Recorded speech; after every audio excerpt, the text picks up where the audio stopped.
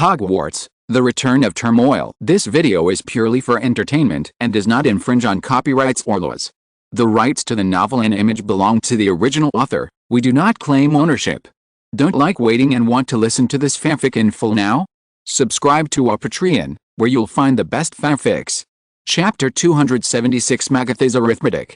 Maureen originally wanted to go to the library, but he met a familiar person on the stairs on the 5th floor. Magatha, I thought you went to solve the Mercury retrograde with Professor Victor. Maureen saw Magatha sitting on the stairs in a contemplative state, so he greeted her. Magatha was frowning, but when she saw Maureen, her eyes lit up. Don't talk. Magatha jumped up, picked up the magnifying glass and ran towards Maureen, and began to observe Maureen with the magnifying glass. I calculated that you are going to go upstairs next, right? Magatha asked. He was already walking on the stairs. What were you going to do if you didn't go upstairs? Is there any need to calculate this? But Maureen thought it would be better not to say this. That's right. You calculated it correctly. Maureen reached out and pushed the magnifying glass that had touched his nose away. Damn it. Magatha stamped her feet in anger. What's wrong? Aren't you happy that you calculated it correctly? Maureen asked. This is not worth being happy about. On the contrary, you should feel ashamed. Magatha glared at Maureen with gritted teeth. Why should I be ashamed? Maureen touched his nose innocently. Why did it seem like it was his fault again? Because I guessed it right just now. Magatha's face flushed.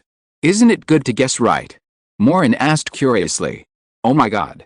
Guessed right? Guessed? Don't insult me. Magatha screamed. Maureen raised his hands quickly. I don't quite understand what you mean.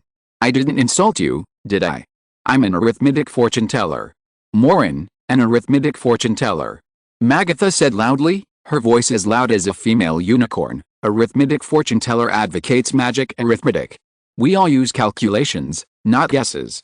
Guessing one thing right is the biggest insult to us. Looking at Magatha's appearance, it seems that she can't wait to press the word guess to the ground and trample it. Maureen suddenly realized, and he comforted casually, it doesn't matter. Sometimes guessing is more accurate than arithmetic divination. Life is full of uncertainty. If you calculate correctly what will happen next, there will be no surprises, right? Surprise? We arithmetic fortune tellers don't need surprises. Magatha snorted. Arithmetic fortune tellers may have no friends. Maureen couldn't help but complain.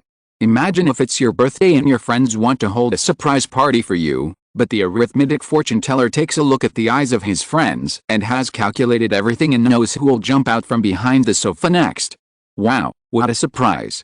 Your arithmetic fortune telling is actually the same as divination in nature. You can see things that others can't see. Sometimes it's not a big deal to be wrong. Maureen comforted. Magatha retorted, we are different from fortune tellers. What we can see is real, not as vague as fortune telling. Fortune tellers can't tell who will be defeated by whom, when they will be defeated, and how they will be defeated. Their tricks are too fake. That's not necessarily true. Maureen thought of Lady Rhea. Lady Rhea's divination skills were very advanced. Her crystal ball could see many specific things. He said pertinently, some fortune tellers are still very powerful. Magatha made a sarcastic nasal sound. She obviously looked down on fortune tellers. Maureen didn't intend to argue with Magatha on this issue. He thought for a moment and asked, by the way, since you are so good at arithmetic divination, can you figure out the origin of the sculpture outside the castle? And what is deep in the Forbidden Forest? Can you figure it out? Magatha glanced at Maureen and then said, arithmetic fortune tellers can't figure out everything. We can only figure out specific things. But you must know something, right? Maureen asked, I think the school must have asked you and Professor Victor to calculate this matter. After all, you have sharp observation skills and can interact with each other through expressions. You can see each other's thoughts without speaking. Maureen still felt that the expression interaction between arithmetic fortune tellers was very strange. That is the quality required of a true arithmetic fortune teller. Thank you for saying that. Magatha sounded a little happier and said, I did calculate it. On the second day of school, Principal McGonagall let me in. It was indeed the case. Then what did you calculate? I remember that there is no record of this thing in the school history. Maureen said. The latest novels are first published on 69shoe.com. Magatha hesitated for a moment, and seemed to feel that there was nothing to hide from Maureen, so she said, that stone door is very strange. It was left by the 4 founders. Because it is very special, the 4 founders did not leave any historical records. They did not want others to pay attention to this door. Don't want others to pay attention to this door? Why? Maureen asked curiously. I can't calculate the thoughts of people who don't appear in front of me. Magatha raised her voice. I don't know why, I only know that this door contains a breath that does not want to be discovered. Oh. Maureen nodded. It was very good that Magatha could calculate to this extent. After a while, Magatha said, this door is very old, with a history of 2,898 years. It will only appear at special moments. Special moments? Maureen was puzzled. What do you mean by special moments? I remember that more than 20 years ago, when Hogwarts was hit hard, it didn't appear. Isn't that a special moment? It has nothing to do with the school. It is not to protect the school, but to prevent something specific from happening. It seems that something big is going to happen. When Magatha said this, a trace of doubt appeared in her eyes. I don't know how to describe it, but when I calculated it, I felt the same way. I couldn't see what would happen, but I just felt an inexplicable palpitation. Maureen opened his mouth. Magatha's statement seemed a bit mysterious. And it is related to something deep in the Forbidden Forest. Magatha added. Is it related to something in the depths of the Forbidden Forest? Maureen was even more puzzled. He asked, does Principal McGonagall know what's in the depths of the Forbidden Forest? I don't know. None of us knows, but that's why it's so strange. Magatha frowned. Something must have happened in the depths of the Forbidden Forest, but that place doesn't belong to wizards. There are centaurs and other humanoid magical creatures in the Forbidden Forest. Even Principal McGonagall didn't know? This is really weird. But that's not the point. Magatha said loudly with a face full of resentment, the point is why I can't figure out what you're going to do next. I'm going upstairs next. Did you figure it out? Maureen spread his hands and pointed to the stairs behind him. I didn't figure it out. I guessed it, and that doesn't count. Magatha said angrily, guessing something is the biggest insult to me. Maureen sighed. Why can't the arithmetic fortune teller learn to bend his mind? Chapter 277, Centaur Bows and Arrows. The school's magical life is still rich and colorful. Everyone is still enthusiastic about discussing the stone door of Hogwarts, and there are some strange noises in the Forbidden Forest from time to time. Every time there is a sound during class, the students will discuss it excitedly. This happens about twice a week. During the herbology class on Wednesday, they were in the second greenhouse outside the castle. The same thing happened again halfway through the class. Everyone put down the fertilizer in their hands and started to make noise. Professor Longbottom, what happened in the Forbidden Forest? It's been 2 weeks, why is there no news? Hugo asked loudly. This has nothing to do with our class, Hugo. Concentrate on pruning the branches and leaves of the mandrakes, don't pull them out, I promise you, the sound of the mandrakes will give you a headache than the sound of the Forbidden Forest. Professor Longbottom said. This batch of mandrakes has just sprouted, and the crying is not enough to make people faint. At most, it is just harsh and unbearable, so no one wears earmuffs in this class. But at this time, someone seemed to be shouting something outside, and many people were screaming, and Hagrid's rough voice was mixed in. Neville. Neville. I need your help. Hagrid shouted loudly. What happened? Hugo asked excitedly again. Many people were also very curious, because their greenhouse was just outside the castle, not far from the Forbidden Forest. It's none of your business. Everyone stay here. I'll go out and take a look. Professor Longbottom walked out in a hurry. Hugo threw down the big scissors and ran out of the greenhouse. Others also threw down their tools and looked around outside the greenhouse. Not far from the greenhouse was a forbidden forest, where a group of students who looked like third-grade students were gathered. Every student looked very panicked, and some were shouting something. There were also several students lying on the ground. 2 of the students had their arms shot through by a black iron bow and arrow, and the blood stained their wizard robes red. Another student covered his thigh, and his leg was also shot by a black iron bow and arrow. Hugo and others saw this scene and suddenly became a little confused. How did they get hurt? Hugo asked. Maureen also found it very strange. Students who could attend classes at the edge of the Forbidden Forest were usually taking the Care of Magical Creatures class. But how could a student get hurt during a class? Look! Isn't that a centaur? Toby shouted sharply. Everyone looked in the direction he pointed, and sure enough, there were 3 centaurs holding archers and quivers behind them in the woods at the edge of the forbidden forest. Centaurs attack students, Hugo said in surprise. Impossible. I heard that centaurs are very intelligent creatures. Their intelligence is not lower than that of humans. They live in the forbidden forest, live in harmony with the world, and will not take the initiative to attack people. Lily retorted. Then how do you explain this? Hugo pointed at the students and asked. Maybe it was an accidental injury. Centaurs will not attack students. Maureen also agreed with Lily. Professor Longbottom had already run over to check on the injured students. Hagrid was shouting something angrily at the centaurs. The centaurs in the lead seemed to be explaining, but they were too far away, so they didn't hear what Hagrid and the centaurs were saying. Hagrid negotiated with the centaurs for a while, then he and Professor Longbottom picked up the injured students and hurried to the castle, probably to send them to the school infirmary. There were 3 injured people. One was shot in the arm by an arrow, one was shot in the thigh by an arrow, and another arrow grazed his waist, which was not as serious as the first 2. You all go back. Whoever leaves the greenhouse will be put in detention. Professor Longbottom saw the students crowded in front of the greenhouse when he passed by the greenhouse and shouted at them loudly. Everyone could only walk back to the greenhouse reluctantly, but there were still bold students who secretly stood at the door and peeked. The centaurs really attacked the students. This news has exploded in the class.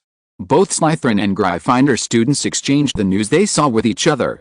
In just 10 minutes, Toby, who has a rich imagination, has already made up a big drama in his mind. Riot. Either there is a problem with the internal government of the centaurs, or the centaurs want to expand their territory and are unwilling to stay in the small forbidden forest. I think the latter is more likely. Toby vowed. Is it really that exaggerated? Slytherin's Tabitha questioned. That's right, even if the centaurs expand their territory, they can't beat us wizards, right? Hugo said loudly. Toby said mysteriously, that's not necessarily true. The centaurs also have their own magic. I heard that they know how to observe the sky at night and use the orbits of the planets to predict good and bad luck.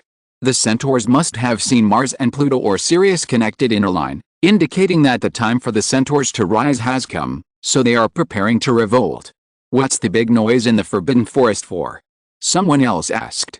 The latest novels are first published on the 69th book bar. There are always some militant and conservative factions when it comes to internal political issues, right? It must be the militant centaurs who are calling for it, but the 2 gangs disagree, so they started a war. That is most likely the sound of a war, which is too normal in the Muggle world. Toby was born a Muggle, and he was very familiar with some of the Muggle gang frictions, so he directly applied it here. They are just starting to attack students to test our reaction. Toby added. The story Toby imagined seemed very reasonable, and for a while, no one seemed to find an excuse to refute it. Maureen naturally didn't believe this statement, and it was too ridiculous to guess about war based on such a little information. Toby was born a Muggle and didn't know about centaurs, but he heard from his grandfather Alton that among all humanoid intelligent creatures, house elves are the easiest to tame, goblins are the most cunning, dwarves are the most hardworking, and centaurs are the most mysterious and powerful in some aspects, with higher wisdom than other humanoid creatures, but they are also the most peace-loving. As long as you don't interfere with their territory, they will be very quiet. They will strictly abide by the rules between wizards and other creatures, and will not cross the line, nor allow others to cross the line. But the edge of the Forbidden Forest belongs to the wizards. Hogwarts students are taking classes at the edge of the Forbidden Forest, and it is impossible for them to violate the centaur's territory. The principal has also gone. Hugo, who was peeking at the door, turned his head to report the situation to everyone. Everyone squeezed to the door again, squeezed each other, ran out of the greenhouse, and secretly looked at the Forbidden Forest in the distance through the row of low bushes at the door of the greenhouse. Maureen also squeezed in the crowd curiously and looked at the situation in the Forbidden Forest. Those students who were in class had been escorted back to the castle. A tall brown centaur was saying something, and Principal McGonagall was also very angry. She has always been a serious person.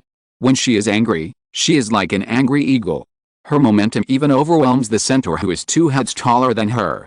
Hagrid was waving his hands and talking loudly, looking very excited and angry, as if he was blaming the centaurs for something, but the centaurs just shook their heads. After negotiating for about 20 minutes, The leading centaur turned away with a serious face, and Professor Longbottom also walked back. Everyone quickly sneaked back to the greenhouse to ask Professor Longbottom about the specific situation. Chapter 278 Injured Students. Professor, what happened? Hugo raised his hand again and asked when Professor Longbottom came back. Professor Longbottom looked very serious. He hesitated for a moment and shook his head and said, I can only tell you not to go to the edge of the Forbidden Forest for a while. It's best not to leave the castle. Why did the centaurs attack the students? Professor? Someone is injured. Toby asked. This is not your business. Headmaster McGonagall will explain it to you. Everyone, hurry back to your place and cut off the purple parasitic leaves of the mandrake. Professor Longbottom seemed unwilling to explain too much. Everyone returned to their place in a dull mood. Hugo picked up the scissors on the ground again. He was no longer interested in helping the mandrake prune its branches and leaves. It's not really like Toby guessed, is it? Hugo cut it carelessly and cut off a green leaf. The mandrake twisted unhappily. Be careful, it's the purple parasitic leaves. Maureen quickly took the scissors from Hugo's hand and operated it himself. As he was cutting, he said, there must be something else going on. Let's see what the headmaster says. After the herbology class, everyone walked slowly towards the castle. Many curious students wanted to go to the Forbidden Forest to see what was going on, but Professor Longbottom personally escorted them and urged them to leave quickly. They could only go back to the castle to have lunch. The news that the students were attacked by centaurs was like a hurricane. During the meal, it quickly spread to the long tables of each college. The 3 injured students were only shot by arrows. This kind of injury is not very serious. As long as the arrows are removed and potions are applied, they will heal quickly.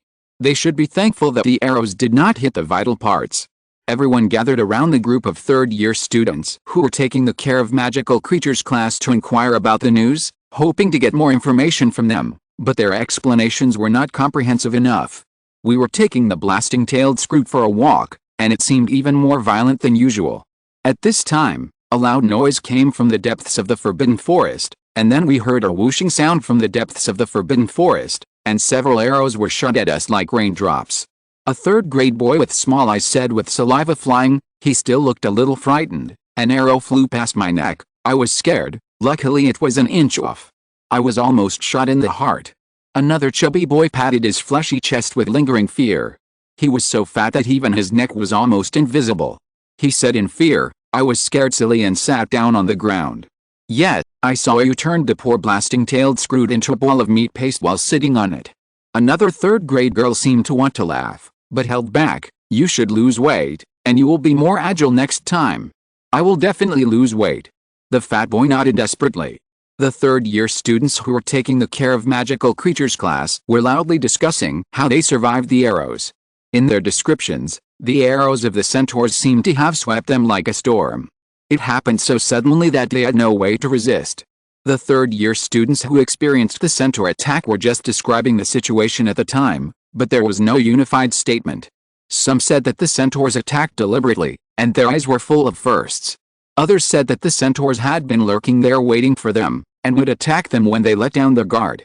There were many different opinions, and Maureen didn't know who was right. What surprised Maureen the most was that Toby's guess suddenly became the mainstream for a while, as if everyone believed that the centaurs were preparing to expand their territory. Toby's guess was also related to the stone door that suddenly appeared outside the Hogwarts castle. The centaurs must have known about the inheritance of the 4 founders of Hogwarts and are looking for heirs. They realize that the heirs of the 4 founders are likely to become stumbling blocks to their expansion of territory, so they plan to strangle them in the cradle before the heirs rise. A circle of people gathered around Toby, and because of this incident, everyone had no interest in lunch. So one of the students who was attacked today is the real heir.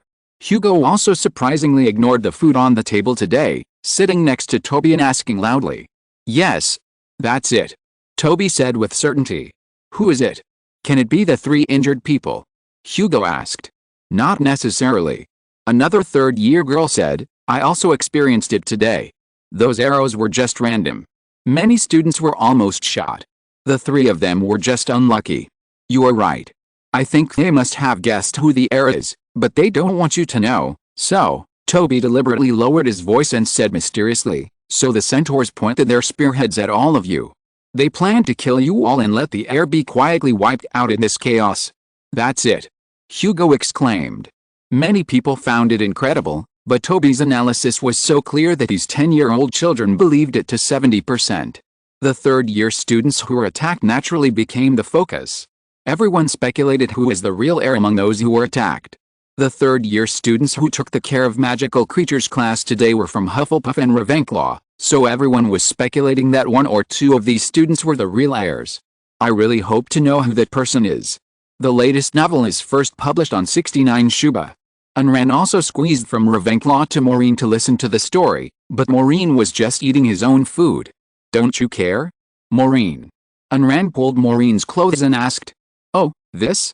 I think we should wait until the matter is investigated thoroughly before making a conclusion." Maureen didn't believe Toby's words. He picked up a mullet ball with a fork and asked, "Do you want to eat it?"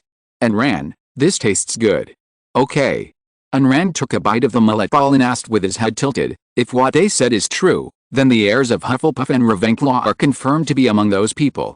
Do you think the heir of Gryffindor will be you?" "Why do you think it will be me?" Maureen asked. Unran whispered in Maureen's ear, "Because you can perform magic outside of school. I've heard that minors can't perform magic outside of school. There must be something special about you that meets the necessary qualities of an heir." "Really? Besides the fact that I can secretly perform magic, what do you think is special about me?" Maureen asked casually. Unran pulled Maureen's ear, then leaned over to look into Maureen's eyes. Your eyes are very clear, the color of your pupils is magical, and I can even see my own reflection." Unran's long eyelashes almost touched Maureen's nose. Maureen thought Unran's eyes were very cute, and he also saw his own reflection in Unran's eyes. Then his face turned slightly red. "Why are you blushing?" Unran asked curiously. "No, I'm not blushing." Maureen looked away and quickly forked a piece of meat into his mouth. Chapter 279 The Secretive Centaur. "Obviously." Unran touched Maureen's forehead. "You don't have a fever, do you? It's still a little hot. Your hands are too cold." Maureen muttered. "Everyone, be quiet." At this time, Principal McGonagall had already walked into the auditorium quickly, and she said solemnly and loudly. The noisy auditorium suddenly became quiet, and many people ran to their seats. Unran simply sat next to Maureen and did not run back to Ravenclaw. "I think everyone knows what happened this morning. You don't need to guess. The Forbidden Forest has been restless recently. We have already negotiated with the centaurs about the attack on the students. They didn't mean to hurt the students. It was just that the bow and arrow accidentally shot out of the Forbidden Forest. The Care of Magical Creatures class will be temporarily changed to the castle these days. Don't go to the Forbidden Forest if you have nothing to do. Okay, you can continue to eat." Principal McGonagall briefly finished her words and gestured to the professors who were eating. She hurriedly left the auditorium again, and the other professors quickly put down their knives and forks and followed. As soon as they left, the auditorium suddenly became noisy again. The headmaster didn't tell us the truth. He definitely didn't want us to get involved in the centaur incident. But the centaurs attacked us, so are we just going to let it go? Everyone was arguing, and there was still no accurate conclusion about this matter. The headmaster's explanation was unclear, so everyone started to speculate again. Hugo squeezed over from the other side, greeted and ran, and then said to Maureen, "There are no classes in the last 2 periods this afternoon. Lily and I are going to ask Hagrid, do you want to go with us?" Hagrid is the professor of Care of Magical Creatures. He taught today's class. He was arguing angrily with the centaurs, so he must be very clear about this matter. "Okay, we'll go after class in the afternoon," Maureen said. "It's a pity that I have a full class in the afternoon." And Rand said regretfully. "It doesn't matter. If we know something, we will tell you," Maureen said. The first 2 periods in the afternoon were History of Magic. History of Magic was a very boring course. During class, everyone was either sleeping or talking. There were more people talking today. With such a big thing happening, no one could sleep. However, Professor Binns never cared whether anyone was listening during his lectures. He was oblivious to all this. Someone raised his hand to ask Professor Binns about the centaurs. Professor Binns just glanced at it and continued to read the lesson plan. After class, Maureen, Hugo and Lily ran out of the castle to find Hagrid to ask about the situation. But when they left the castle, they saw several people gathered outside Hagrid's hut from a distance on the hillside. Not only Hagrid and Principal McGonagall were there, but also several staff members of the Ministry of Magic. Everyone looked very serious and talked to each other. Hagrid's huge body stood among them and looked particularly irritable. Oh no. Hugo quickly pulled Maureen and Lily and ran to the willow tree next to them. What's wrong? Maureen asked. That's my mother. I forgot that this matter falls within the scope of responsibility of the Department for the Regulation and Control of Magical Creatures. When something like this happens, they must communicate with the Centaurs on behalf of the Ministry of Magic, Hugo said with some regret. Hugo's mother showed up at school, so they had to give up asking Hagrid. Hagrid had already taken the Ministry of Magic staff and Principal McGonagall to the Forbidden Forest, probably intending to communicate with the Centaurs about this matter. They probably wouldn't be able to find out anything even if they went. It was impossible for the three of them to go to the Forbidden Forest, so they had to temporarily give up the idea. Lily urged Hugo to wait at the school gate and ask his mother about the results of the investigation, but Hugo looked very unhappy. You can say this. Oh, Mom, one of my classmates was attacked by a centaur. I'm so worried. What happened? Can you tell me?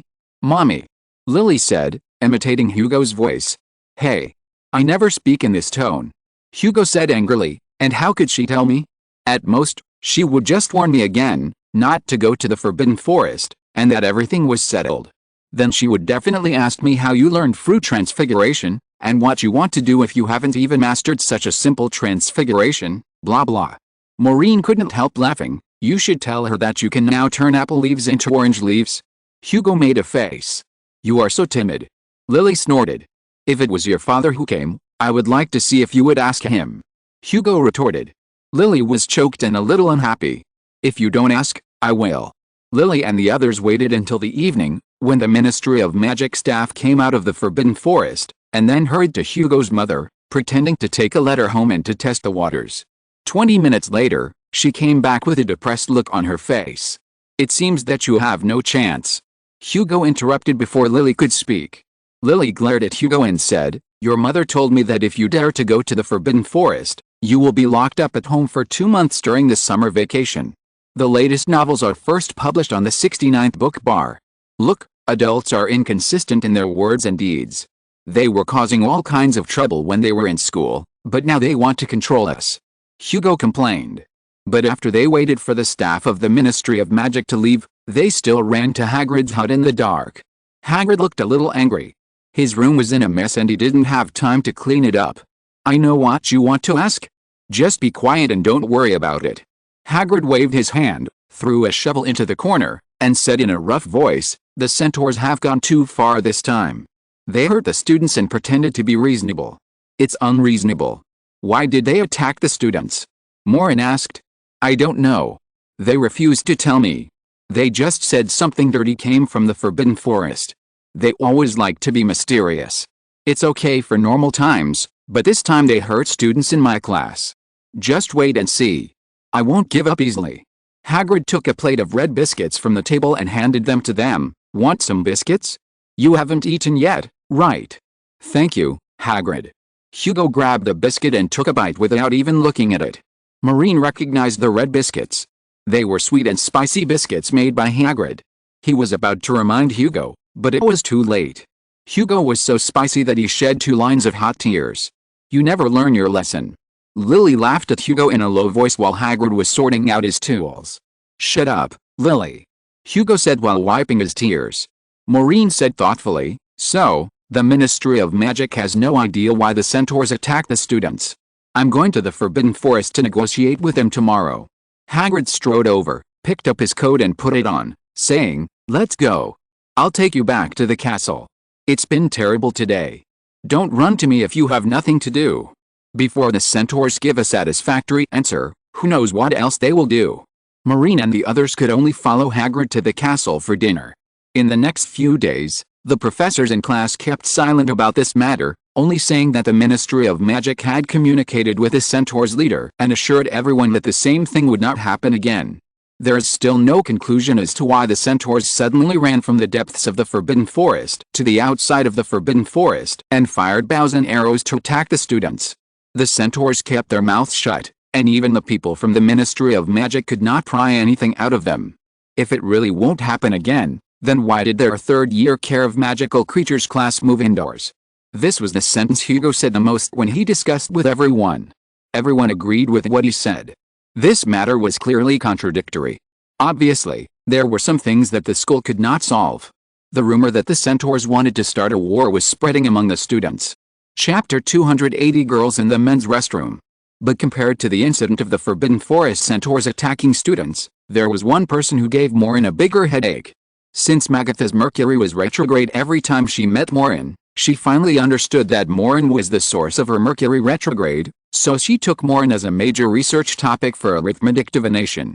In order to study Maureen's behavior, she often appeared around Maureen in a mysterious way. Magatha was like a ghost. Every time she appeared, she would pop out with a magnifying glass on her head, with a puzzled look on her face. Before Maureen could speak, she shouted to Maureen, "Don't talk, let me calculate, what are you going to do next?" And then made a wrong conclusion. This has become Magatha's classic opening line, and Maureen also used this sentence as a greeting between him and Magatha. Maureen didn't care about Magatha's harassment. After all, arithmetic fortune tellers always have their own set of weird ideas. It is normal for a genius arithmetic fortune teller like Magatha to want to study things to the end. Arnok asked him to keep it a secret, and Maureen couldn't tell Magatha directly that he was an invisible man in the wizarding world, so he could only endure the shock brought by Magatha jumping out in front of him. Sometimes he was on his way to class, and sometimes he was on the stairs back to the dormitory. One time, it was still in, "Magatha, this is the men's bathroom." Maureen flushed the water and just opened the door of the cubicle, and ran into the nervous Magatha holding a magnifying glass, standing at the door like a statue, which scared Maureen. He jumped back suddenly and fell on the toilet lid.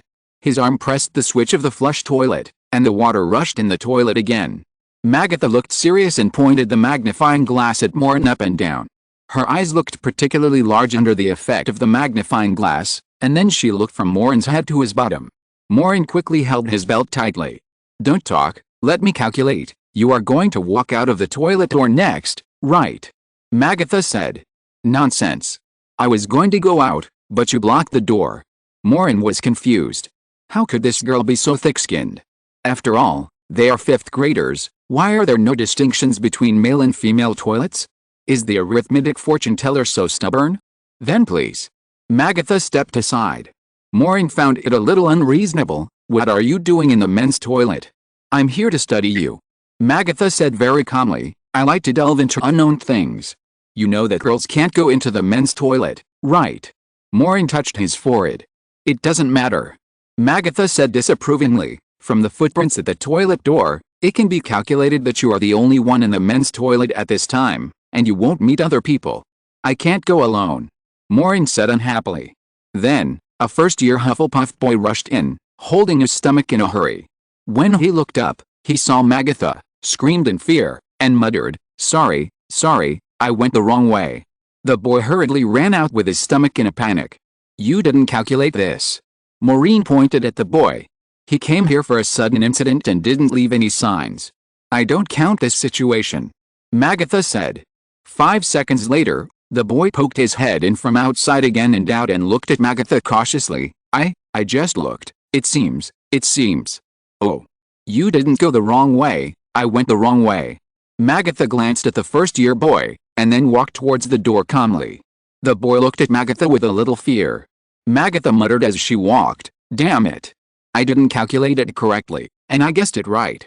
"It's too much?" "Guessed it right? Guess you are a hippogriff." "Do I still need to guess that thing?" Maureen secretly sweated. He felt very insecure now. Magatha would follow Maureen with a magnifying glass from time to time for what she called Maureen's Mercury retrograde research, the most difficult topic in Hogwarts arithmancy. Maureen was very afraid that one day when he was taking a shower, he would look up and find Magatha holding a magnifying glass and looking at him through the crack of the shower door. That scene was too horrifying and unimaginable. Why does she have a stalking habit? Maureen waited for Magatha to leave the men's bathroom before walking to the sink. He muttered while washing his hands. This kind of thing was too weird and he didn't know how to deal with it. "I know why she follows you, because you are very special." A ghost who looked like a student suddenly emerged from the faucet where Maureen was washing his hands, giggling at Maureen, and splashing water all over Maureen. The latest novels are first published on 69 Shuba. Maureen swallowed her saliva and looked at the ghost in front of her with a confused look. The crying Myrtle who often lost her temper in the girls' bathroom. Can there be a normal person here? Can't you read? Maureen couldn't help but glance at the urinal for boys next to her. After making sure that she was not in the wrong place, she shouted, "This is the men's bathroom. Normal girls can't go to the men's bathroom." Why did she meet two girls when she went to the men's bathroom? Oh, it doesn't matter. I'm not a normal person. I'm a ghost. Myrtle twisted her two long braids. Like Magatha, she didn't care about her breaking into the men's bathroom. When Harry Potter was in school, he often ran to the girls' bathroom. You don't have to be shy. Why should I be shy? I went to the men's bathroom normally. Maureen felt a headache. Myrtle looked at Maureen shyly. I heard Helena talk about you. Your name is Maureen. I have always wanted to see you. I'm nothing to see. Goodbye. Maureen couldn't wait to run out of the toilet. If a girl saw a boy in the girls' toilet, she would shout pervert. What should a big boy like him shout when he saw a girl in the men's toilet? You don't have to run so fast. I won't hurt you. Myrtle floated behind Maureen and easily kept up with Maureen's pace. After turning around a wall, she said, Helena said you are very special. She has seen someone as special as you before. Who is Helena? Maureen asked unhappily. It's Ms. Gray. Myrtle's voice was sharp and thin, like a cicada in the bushes. She looked at Maureen and said, she has left Hogwarts. Ms. Gray. Maureen stopped and frowned slightly. The daughter of Ravenclaw who disappeared since the beginning of the school? Many people know that Ravenclaw has a daughter who has been wandering in the Ravenclaw Tower as a ghost since her death. At the beginning of this semester, when the strange stone archway at the entrance of Hogwarts Castle appeared, everyone suspected that Ms. Gray knew something, but Ms. Gray disappeared inexplicably. And when crying Myrtle said this, did she know something? Do you know where Ms. Gray went? Maureen asked doubtfully, looking at Myrtle wearing large glasses. Chapter 281 The Invisible Man's Answer. I don't know. Myrtle floated in the air, from the left to the right, and then from the right to the back of Maureen, observing Maureen from all angles, and chuckled, but she said you are very special. She has been observing you for more than a year, especially your eyes. My eyes? Does she know something too? Maureen said in surprise. I said I don't know. Myrtle floated to the wall and sat on the torch on the wall. The flames burned in her body. She seemed to be on fire, but she didn't realize it. Then why are you following me? I'm not following you. I just happened to see you when I passed by the men's bathroom.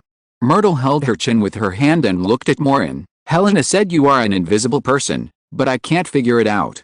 How can you be invisible? I can clearly see you. Myrtle suddenly jumped off the torch and rushed directly over Maureen's body. I can touch your body too. Myrtle said puzzledly. Maureen gasped, and the ghost passed through him. It felt like he had jumped into ice water that had not melted for 1,000 years. That's too much? Maureen said angrily, I don't like it. Myrtle didn't care about Maureen's protest. She said to herself, I still don't understand why she is so curious about you. I have been wandering around the school for so many years, and you are the most handsome, the most unrestrained, the tallest, the most powerful, the most handsome, the richest, the most mature, the most stable, the most. I must have some advantages, right? Maureen wondered in his heart. He was only 12 years old, and he should not be tall and powerful.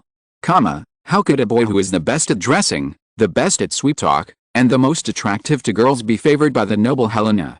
Myrtle said a lot of things, looking Maureen up and down, with a puzzled look on her face. Oh, that's because inner beauty is the real beauty. Maureen responded nonchalantly, and then frowned again. So Helena also knew about the Invisible Man?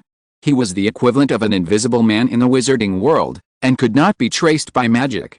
He originally thought that no one knew about this except the Arnoks. What else did she say? Maureen asked. She said she was going to find an answer. Myrtle sat on the railing, and the sunlight outside shone on her. Her originally transparent body was almost invisible, as if it was about to melt in the sunlight. An answer about the Invisible Man. Myrtle said again. The answer to the Invisible Man. Maureen was confused. Yes, she said that if two moons shine in the night sky, some things will get lost. Myrtle said, holding her chin, and then she remembered something and said, when she left a month ago, she asked me to tell you that it's best not to go to the Forbidden Forest. I came here to tell you. Maureen was stunned. A month ago. You're just telling me now. I'm sorry. Myrtle fiddled with her braids. I wanted to tell you at the beginning of the school year, but Peeves kept reminding me that I was dead, so I couldn't help but hide in the toilet and cry for a month, and forgot about it. Talking about death, Myrtle seemed to become sentimental again, with a sad face, and then wiped away tears. Maureen thought about it, and the more he thought about it, the more he felt something was wrong. Why are there 2 moons again? The last time he saw 2 moons, although he felt it was novel, he didn't think much about it, but the Arnoks and their husbands left impatiently after hearing about it, and now even Helena is gone? Do people who know about this have to be mysterious? Maureen touched his forehead, not understanding why Helena reminded him not to go to the Forbidden Forest. What on earth was in the Forbidden Forest? He recalled the occasional explosions in the Forbidden Forest recently. Could it be that Helena knew something about the Forbidden Forest?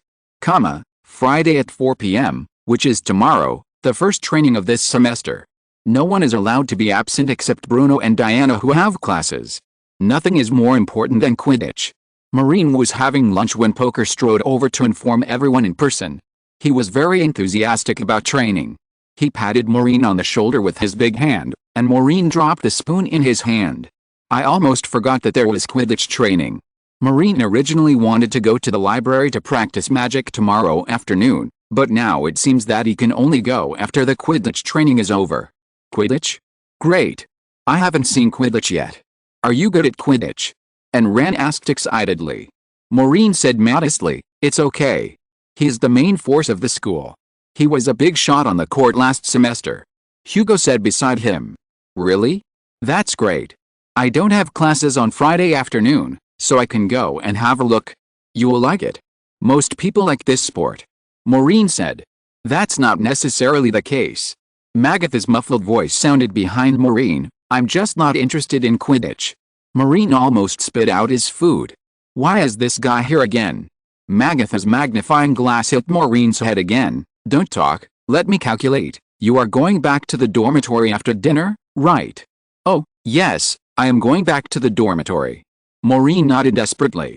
He originally planned to go outside the castle with Ren to bask in the sun, but in order to prevent Magatha from pestering him all the time, he decided to lie against his conscience. The latest novels are first published on 69shushu.com. Are you really going back to the dormitory? Magatha asked again suspiciously. Yes, you are right, Magatha, your Mercury retrograde has passed. Maureen didn't know how to tell this genius arithmetic fortune teller who was so smart that his brain was a little abnormal. Harassing and stalking others is a very uncivilized thing. Very uncivilized.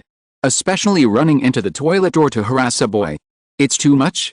Magatha recorded it in her notebook with doubt, and whispered to herself while recording. I entered the auditorium at 12:30 on Thursday noon, sat between the innocent little girl and the stupid boy, ate purple crucian carp stewed with potatoes, drank minced meat and egg drop soup, and prepared to go to Quidditch training on Friday afternoon. Hey, who do you say is the stupid boy? Hugo asked inarticulately with his mouth full of barbecue. But Magatha ignored Hugo and continued to record Maureen's various actions, and recorded the time of each action clearly. I will definitely study your secrets. Magatha closed her notebook. On the cover of the notebook was a line of small words, Maureen Walker's Daily Behavior Record Major Research Topic Manual of Mercury Retrograde. Magatha, I have complained to Professor Flitwick. Didn't Professor Flitwick remind you that it is wrong to secretly follow others? Maureen said with some dissatisfaction. Oh, he did. Magatha continued writing in her notebook as if nothing had happened, but my legs are on my body, I can walk where you walk. Besides, I am studying arithmetic divination, this is a magical study, please understand. Understand you rascal. It was the first time that Maureen heard that harassing and stalking others was a magical study. Also, I am not following you secretly, I am following you openly. If I was following you secretly, you should not be able to see me. Agatha added. Maureen didn't know how to refute. Chapter 282 Your idea is very dangerous.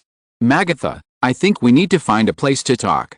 Maureen put down his knife and fork, turned around and said seriously. Magatha opened the notebook again and wrote, at 12:12, Maureen is going to talk to me.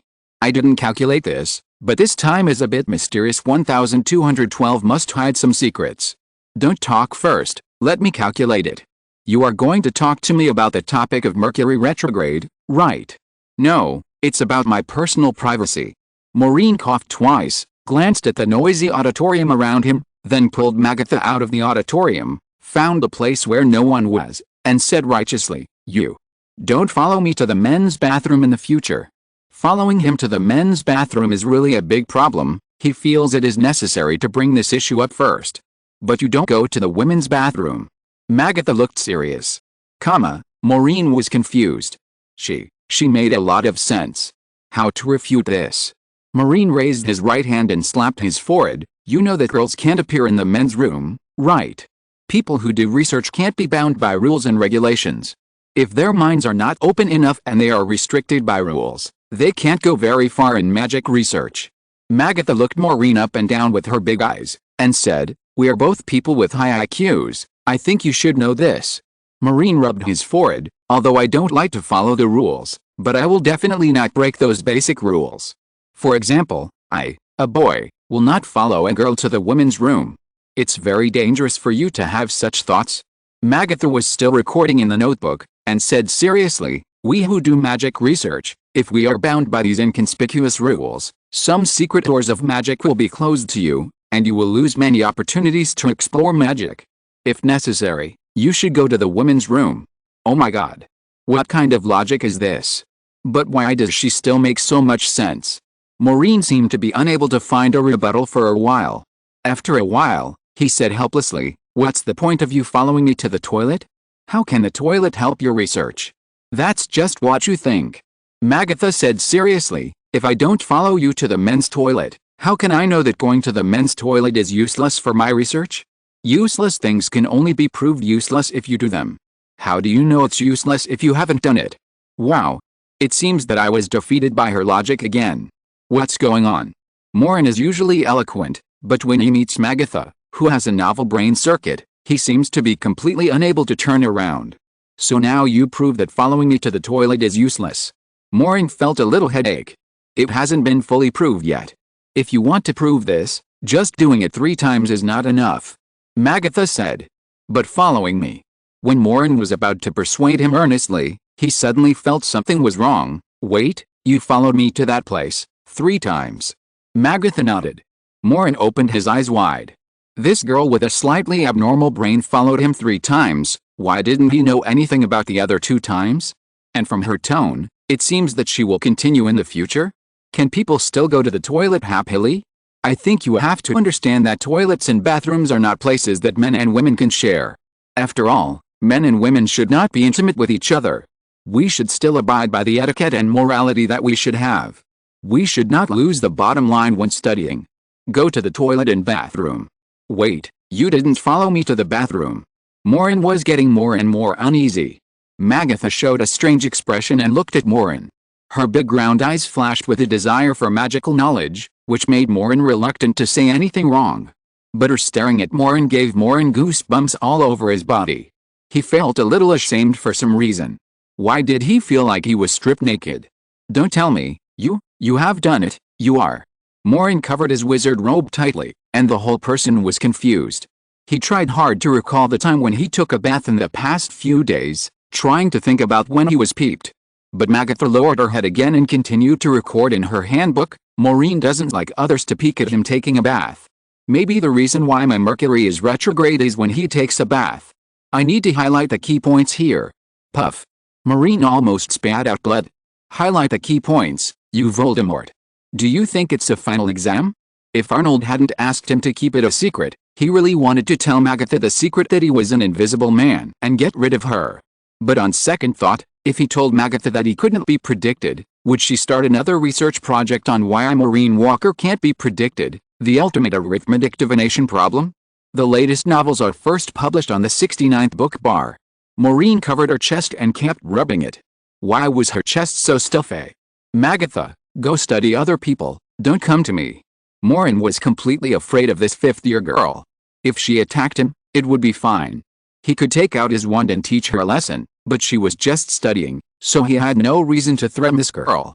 Of all the students in this school, you are the only one I can't study thoroughly. I'm only interested in you. Magatha said seriously. Only interested in me? Maureen felt uncomfortable hearing this. Was there something wrong? I don't have much to study.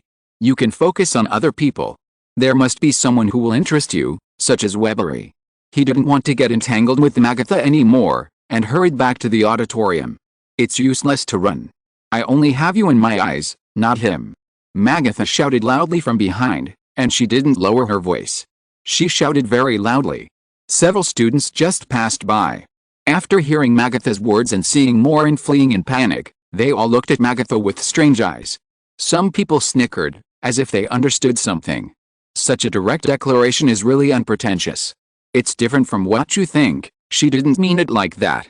Molin hurriedly explained to those who were sniggering. He felt a little guilty when he explained, and his face was red to his ears. But those onlookers who didn't know the truth showed an expression of I know, everyone knows this kind of thing.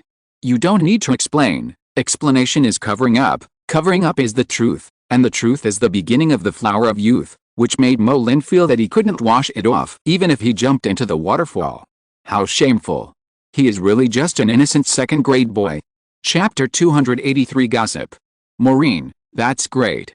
I heard that a fifth-year girl wants to pursue you. Great. We have found out everything. That girl is called Magatha and she is a top student. Maureen, congratulations. Maureen, cherish her. Among students, the more gossip there is, the faster it spreads. When they just walked into the auditorium for lunch the next day, James and Albus excitedly surrounded Maureen to congratulate her, and then many students also looked at Maureen in whispers.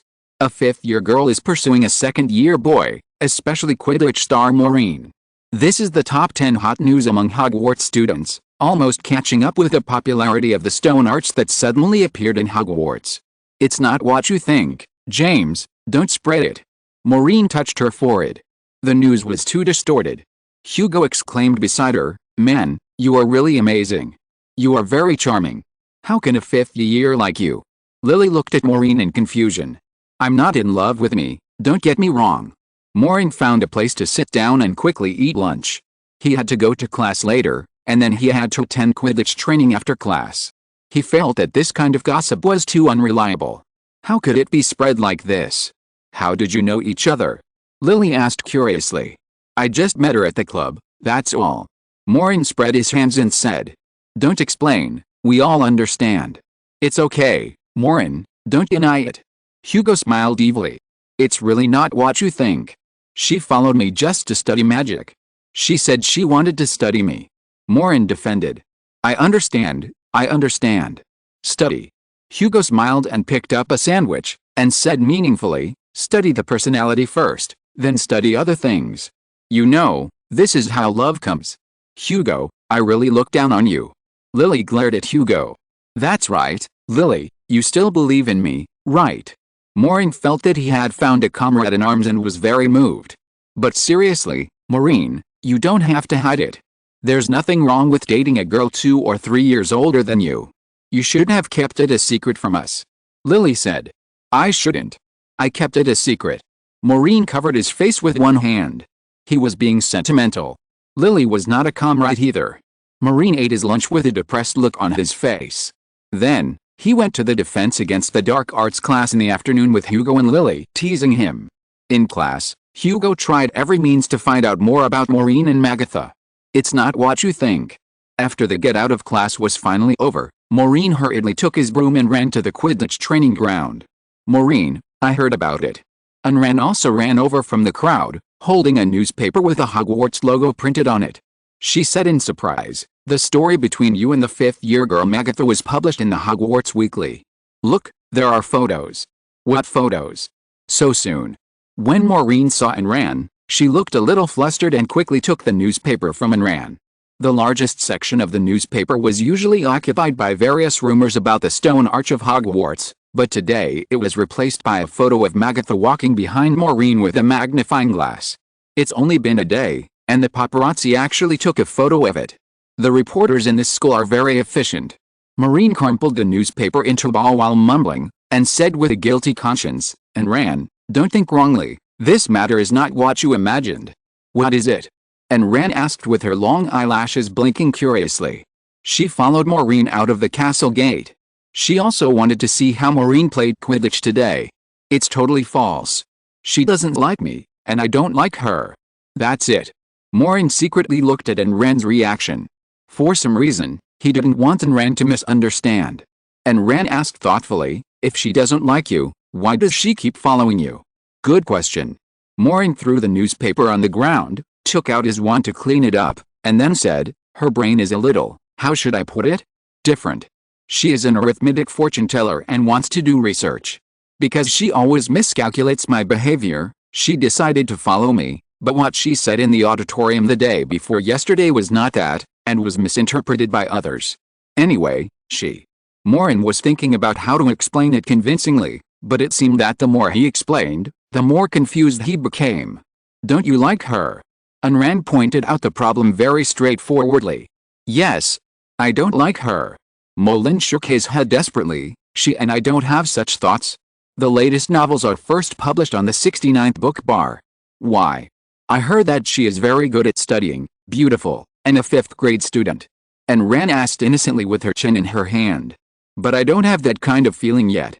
You know, we should focus on our studies. Anyway, that's not love. I definitely don't like her, because I know what that feeling is like. She is too. I don't. I like. Oh, it's really not that kind. Because, when Mullen said these words in front of Anran, he seemed particularly clumsy and couldn't organize his words well. He kept thinking about how to say it so that Anran wouldn't think wrong. Why are you hesitating? Why? Anran blinked her eyes. The lazy afternoon sun shone on Anran's eyelashes. She looked like an elegant and playful snow lotus. Because, Maureen was a little embarrassed, and his breathing became difficult. Because, do you have someone you like? Anran asked curiously, and then said happily, ah, great. I didn't know about this. Who is it? Is it Lily? Not Lily, not her. Lily and I are just friends. Maureen hesitated and looked at the cheering Anran, his heart pounding. Why was Anran so happy when he said he had someone he liked? Who is that? I don't know too many people. Is it your sophomore? Anran asked impatiently. No, it's. Maureen scratched his head. He looked at Anran, who was jumping like an elf, not knowing what to say, and muttered, oh, don't ask, this is not a big deal. I have to go to training. I'll go to the locker room to change clothes first. You go directly to the stadium audience. Maureen blushed and jumped on the flying broom and flew away from Anran. I'll wait for you over at the field. Anran waved excitedly from behind and shouted. The wind outside the castle blew on Maureen's face, making Maureen feel comfortable. His complexion returned to normal a little, and he flew towards the Quidditch field. After a moment, he secretly looked at Anran, who was running towards the Quidditch field behind him. Anran running on the path looked like a lark in the wind, her happy figure floating in the wind. Maureen didn't understand why Anran was so happy. What did her reaction mean? Knowing that he had someone he liked, was she really happy for him? What was she thinking? Really? What am I doing? What am I thinking about? Maureen shook his head and drove the strange thoughts out of his mind. If you're listening to this novel on a channel other than Fanfic World, it means they downloaded and uploaded it without effort. We cordially invite you to visit our channel, Mundo Fanfic Novelis. There you'll find the original version of this story, and you can explore many other novels of various genres. We're waiting for you to immerse yourself in a world of incredible novels. Chapter 284, Random Thoughts. During the afternoon training, Maureen's mind was in a mess. He had all kinds of strange thoughts running around, faster than the speed of the bludger. He kept thinking about Anran's expression. When he found Anran waving at him in the audience, he became uneasy again. Then Sweet's quaffle hit Maureen's head, almost knocking him off the broom. Maureen, what are you doing? Why are you always distracted during training? Pork shouted at Maureen from a distance. Pork, don't be too much of a spoiler. James whizzed over Maureen with a wicked smile. I'm thinking about that Magatha. It's normal to be distracted. That's right, Pork, you know, love is such a thing. It will make you lose your mind. Think about me back then. Albus threw the bludger at Maureen, and Maureen quickly lowered his head to avoid it. Oh, shut up, you guys. Maureen touched his forehead, muttered, and secretly glanced at Anran in the audience. Anran was still watching the balls and people flying in the sky with great interest. When Maureen flew by, she would wave at Maureen. I don't care what your relationship with Magatha from the 5th grade is, Maureen. Pork flew over on a flying broom and shouted, "But now is not the time to talk about love. There is no love on the court. If you meet her in the game, she doesn't play Quidditch." Maureen dodged the bludger shot by James and shouted at Pork, "So is this a confirmed hammer?" Lily came up from below and laughed, "You admit that you are with her?" "Of course not. These are two different things." Maureen sighed. Why can't he always explain things clearly? He flew over the audience, and Anran shouted, "Maureen, come on." Maureen looked at Anran guiltily. Bang! He was hit on the head by a quaffle again. Maureen fell to the ground in pain. His head was dizzy now. He had been hit twice in a row today. "Molin, what's wrong with you?" Poker landed beside Maureen and looked very angry. "You should know that Philia has graduated. We have one less chaser. I am very dissatisfied with your performance now." Anran had already run over from the audience and asked worriedly, "Are you okay, Maureen?" "It's okay, if my head is not broken." Maureen sat up and muttered while touching his head. Anran reached out and put his hand on Maureen's forehead where the ball hit him. He said, "You are in a bad state today. Is it because of Magatha?" "No, it's not because of her," Maureen whispered. His face turned red again. He looked at Anran with a guilty conscience. Anran's hand was very warm. When it was pressed on Maureen's forehead, Maureen felt very comfortable. A strange magic power from Anran's hand was transmitted to his forehead, and the pain in his forehead gradually disappeared. "Who is it because of?" Anran asked with a smile. "Is it because of the girl you like in your heart? She must be very beautiful, right? Can I know her?" Why is Anran still so happy? Maureen was confused and shook her head in frustration. "No, I didn't sleep enough last night." "Who are you?" Poker looked at Anran suspiciously. "You don't seem to be from our Gryffindor." "Oh, I'm from Ravenclaw. I came to watch Maureen's training." Anran said. "Ravenclaw? You can't come to watch our Gryffindor training time, it's a secret." Poker looked at Anran with some hostility.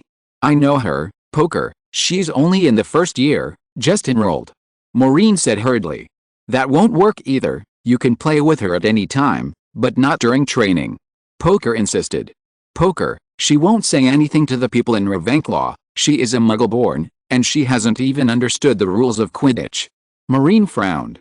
Anran glanced at Poker timidly, and then said sympathetically, "It's okay, I won't bother you anymore, Maureen, keep up the good work.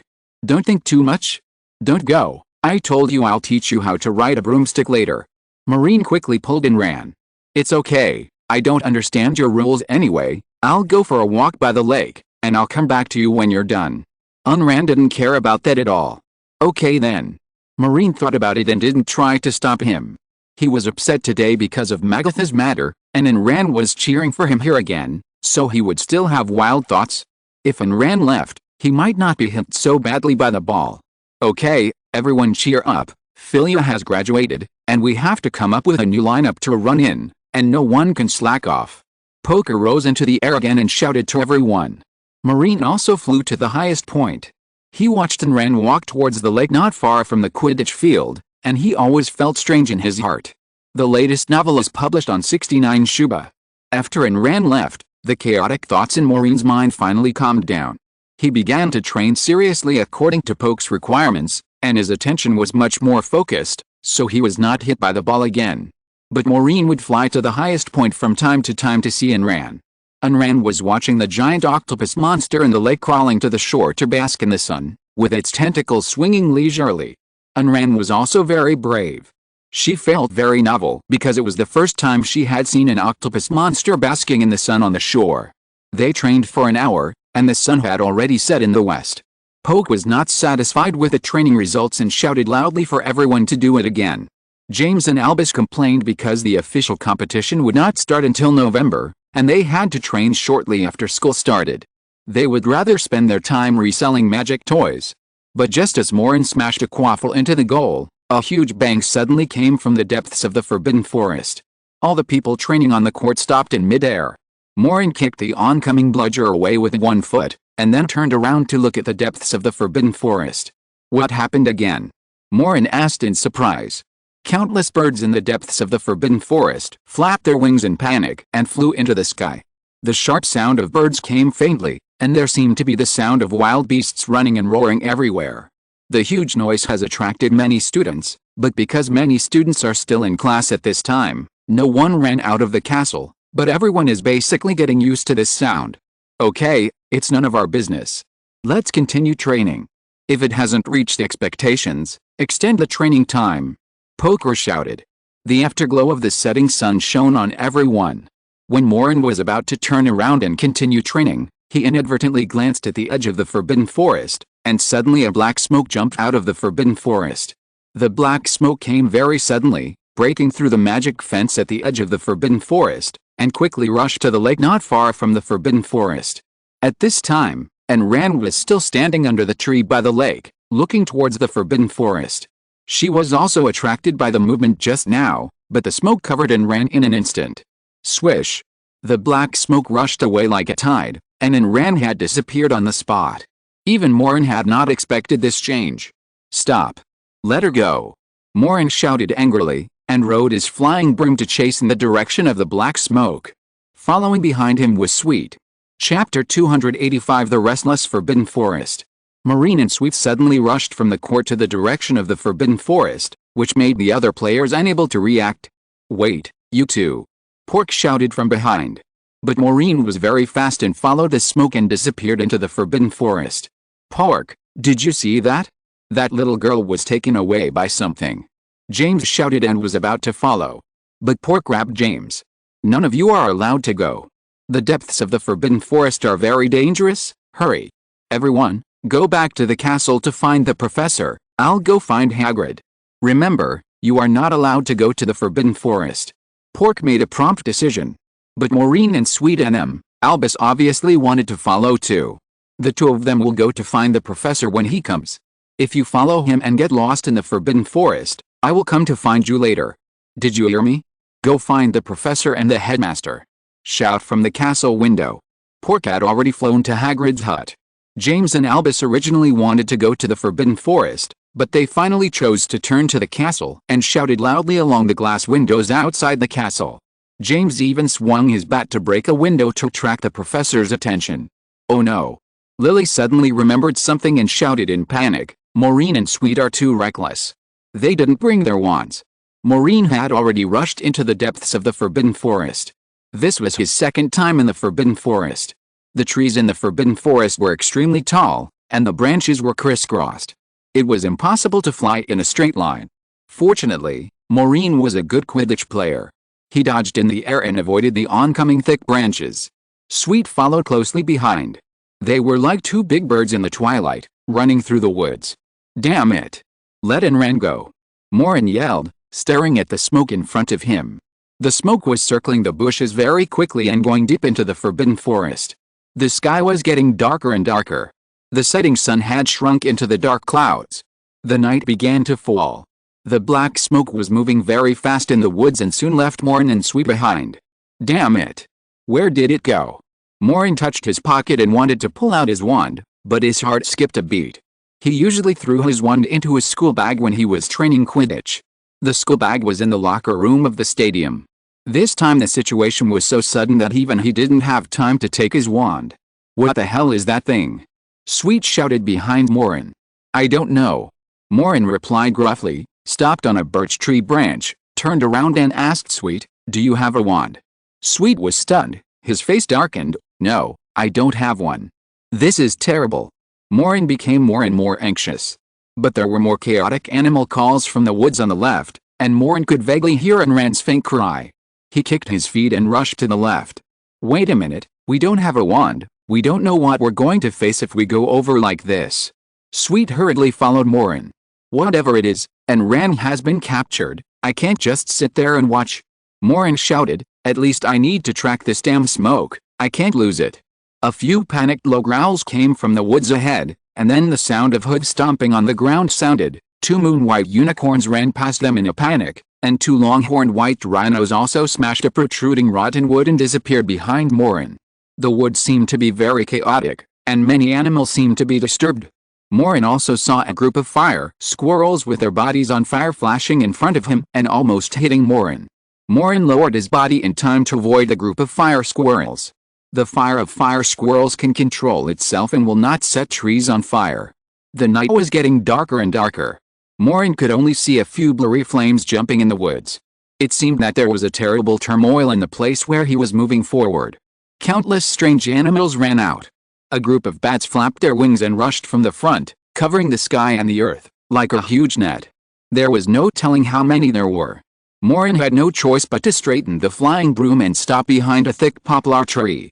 Countless bats rustled and flew past on both sides of the poplar. After the group of bats flew past, the woods had fallen into silence, and the night was almost dark. He completely lost the trace of the smoke. Unran! Unran! Maureen shouted loudly. But his voice was lost in the woods, and there was not even the chirping of insects in the darkness ahead. What should we do now? Sweet stopped below Maureen.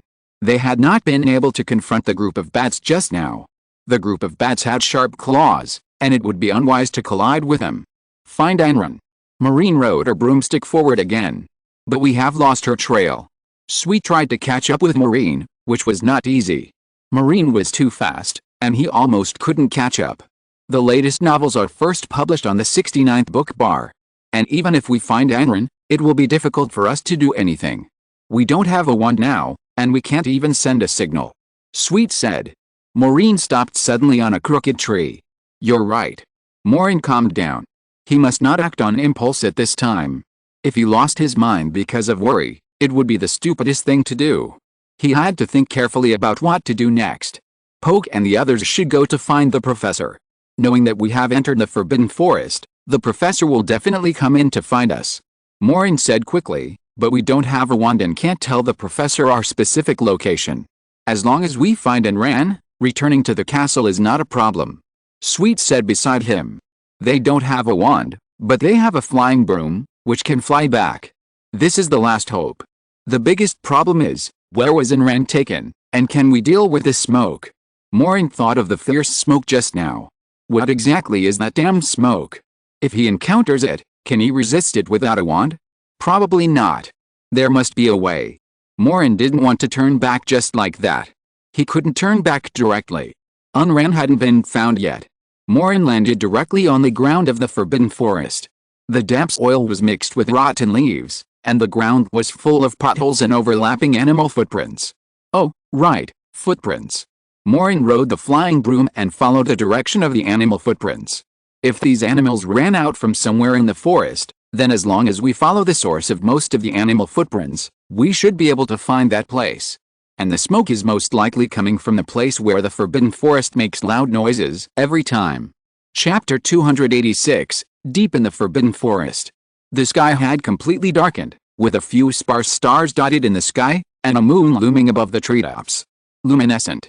Maureen stretched out his right hand and whispered a spell, a cluster of light dancing between his fingers. You can cast spells without a wand. Sweet was a little surprised. You can only cast some basic spells, and the effect will be greatly reduced. Maureen shook his head. Arnold had mentioned to him before that bare-handed spells, but he didn't deliberately let Maureen practice, because bare-handed spells only make sense when you come into contact with advanced spells. At that time, he only taught Maureen some very basic spells. In addition, the power of spells cast with bare hands is far less than that of spells cast with a wand. Maureen doubted that his stun spell without a wand could not even knock out a cat. We need to leave signals along the way, so that if the professors see them, they should come looking for us. Maureen took a deep breath and flew to the sky above the Forbidden Forest. Looking back, they were already far away from Hogwarts. There was still some fog above the forest, and the castle with flashing lights looked very blurry from here. The entire castle was only a small and unclear outline. Mark and reveal. Maureen drew a circle in the air with his bare hands. A red light appeared between his fingers. The red light flickered slightly and soon dimmed, but it did not completely disappear. At least it remained in the sky. You try it too. Let's make marks along the way. Maureen shouted to Sweet. Sweet was a little nervous. He tried more than 10 times before he could barely summon a little nail-sized flame on his finger. I can't do it. This magic is too weak. Sweet shook his head. I'll try to see if I can light the trees here. Maureen found a tree, brought some dead branches, and summoned a cluster of flames, but the humidity in the forest was very heavy, and his flame was extinguished in a short while. The Forbidden Forest is not that easy to catch fire. Sweet said. Maureen had to give up the idea of lighting a fire and continued to move forward along the footprints of the animals. But some of the footprints on the ground came from different directions, and he had to rely on the weak lighting magic to carefully identify them. Every time they flew a distance, Maureen would cast the marking magic in the woods. Gradually, the footprints of the animals in front of him became fewer and fewer, until they could not be seen. They seemed to have completely entered the depths of the forbidden forest. The surroundings were so quiet that it was terrifying. There was not even the sound of crickets. The fog in the forest was rampant, blocking the sight. The visibility of the lighting magic was less than 2 meters. Rustle. A gust of wind blew from somewhere in front, and the leaves began to shake slightly, making a crisp friction sound. This sound seemed very strange, as if someone was grinding his teeth in a low voice, or someone was sneering sinisterly. "Sweet, why don't you go back along the sky above the forbidden forest to see if you can find the professor and them? I have made some marks," Maureen said to Sweet while looking for animal footprints. Sweet didn't respond. Maureen frowned slightly, looked back, and saw no one behind him. Sweet was nowhere to be seen. "Sweet? Sweet!" Maureen shouted. But the forest was empty, with only the rustling sound of leaves rubbing against each other. Strange, wasn't he following me just now? Maureen felt something was wrong. He kept shouting Sweet's name, searching in the woods, and cast a few lighting magics to see if Sweet was blocked by a tree, but no, there was only a sense of déjà vu. Crash! At this moment, a bunch of branches in the woods on the left were hit violently by something, and Maureen immediately turned around to look over. "Sweet, is that you?" Maureen looked to the left. He flew over carefully, but didn't see any figure. Crash! This time it was the branches behind Maureen that shook violently. Maureen turned around abruptly and stared at what was behind him. The place was covered by a thick fog. Only the leaves gradually stopped shaking, but there was no other movement. Maureen's heart became more and more uneasy. The strange feeling enveloped him. He felt that something was wrong. This place had obviously changed completely. This time he did not shout Sweet's name again. His intuition told him that it was unwise to shout loudly. Crunch! Crunch! There was a very sour and unbearable sound coming from the front, as if something was chewing and biting something, or as if someone was gnawing on a bone. The branches were getting thicker and thicker, and it was difficult for Maureen to fly unhindered. He could only fly low. Swish! A vague figure flashed in front of him and disappeared. Maureen's heart was in his throat. The shadow was so fast that he could not see clearly whether it was a person or an animal. The latest novel is published on the 6th book bar. Damn, what on earth is that? Maureen was relatively brave, but in this situation, he couldn't help but feel a little scared. In the forest, apart from the rustling of leaves, there was only the creaking sound and his heavy breathing. Swish! Another shadow flashed in front of Maureen, and this time it flashed behind him quickly. Maureen turned around immediately and threw the faint ball of light in his hand. Swish! The ball of light was very fast, but the opponent was even faster, and at this time, Maureen could barely see in an instant that it seemed to be a person's shadow. "Who is it?" Maureen shouted in a low voice. This person was definitely not Sweet, because Sweet and him were both wearing bright red Quidditch uniforms, and the person who just flashed by didn't seem to have even a piece of clothing on his body. Still no one responded to him. Maureen didn't want to stay in this place any longer. He couldn't confront the unknown creatures in the dark without a wand. He had to find Sweet and ran as soon as possible. Sweet had a flying broom. If he was in danger, he could just ride the flying broom over the forbidden forest. Maureen was also going to fly over the forbidden forest. Maybe he could find Sweet over the forbidden forest. But just when he thought of this, there was another rapid whistling sound behind him. This time, before Maureen could turn around, he seemed to be grabbed by something behind him. A huge force came from behind, and Maureen was knocked off the flying broom. Who is it? Maureen's left hand was held down by a hard claw. At least he thought it was a claw, because the thing holding his hand was like an iron clamp, and he couldn't get rid of it, and even cut his skin. His body hid a stone, and he was numb with pain. His clothes were also cut, and his head hid a section of exposed tree roots, which made him see stars. With the help of the magic light that had not yet been extinguished, Maureen saw clearly what was holding him down. This sight almost made him scream. I recommend this book, Hogwarts Transformation Anchor, a transformation article. Chapter 287, Forbidden Forest Monster. The one who knocked him down was a strange man, or rather, not a man at all. The left half of this guy's body looked like a human, with a head of shaggy white hair, dark black eyes, and strong muscles, while the right half of his body looked like a werewolf, with ferocious eyes and sharp teeth, thick hair on his arms, and horrible scratches on his chest. This man was like a werewolf that had transformed halfway, with only half of his body turning into a wolf, and the other half still being a human. What frightened Maureen the most was that the teeth in the mouth of this half-man, half-wolf were still flashing with sharp teeth, and were covered with dark red blood. What the hell is this thing? Maureen had never known that such a creature still lived in the Forbidden Forest. The moment he was knocked down, he didn't know where his flying broom fell, and the magic light in his hand was quickly extinguished, and he couldn't even see the werewolf's appearance clearly. A fishy smell rushed towards him, making Maureen feel sick.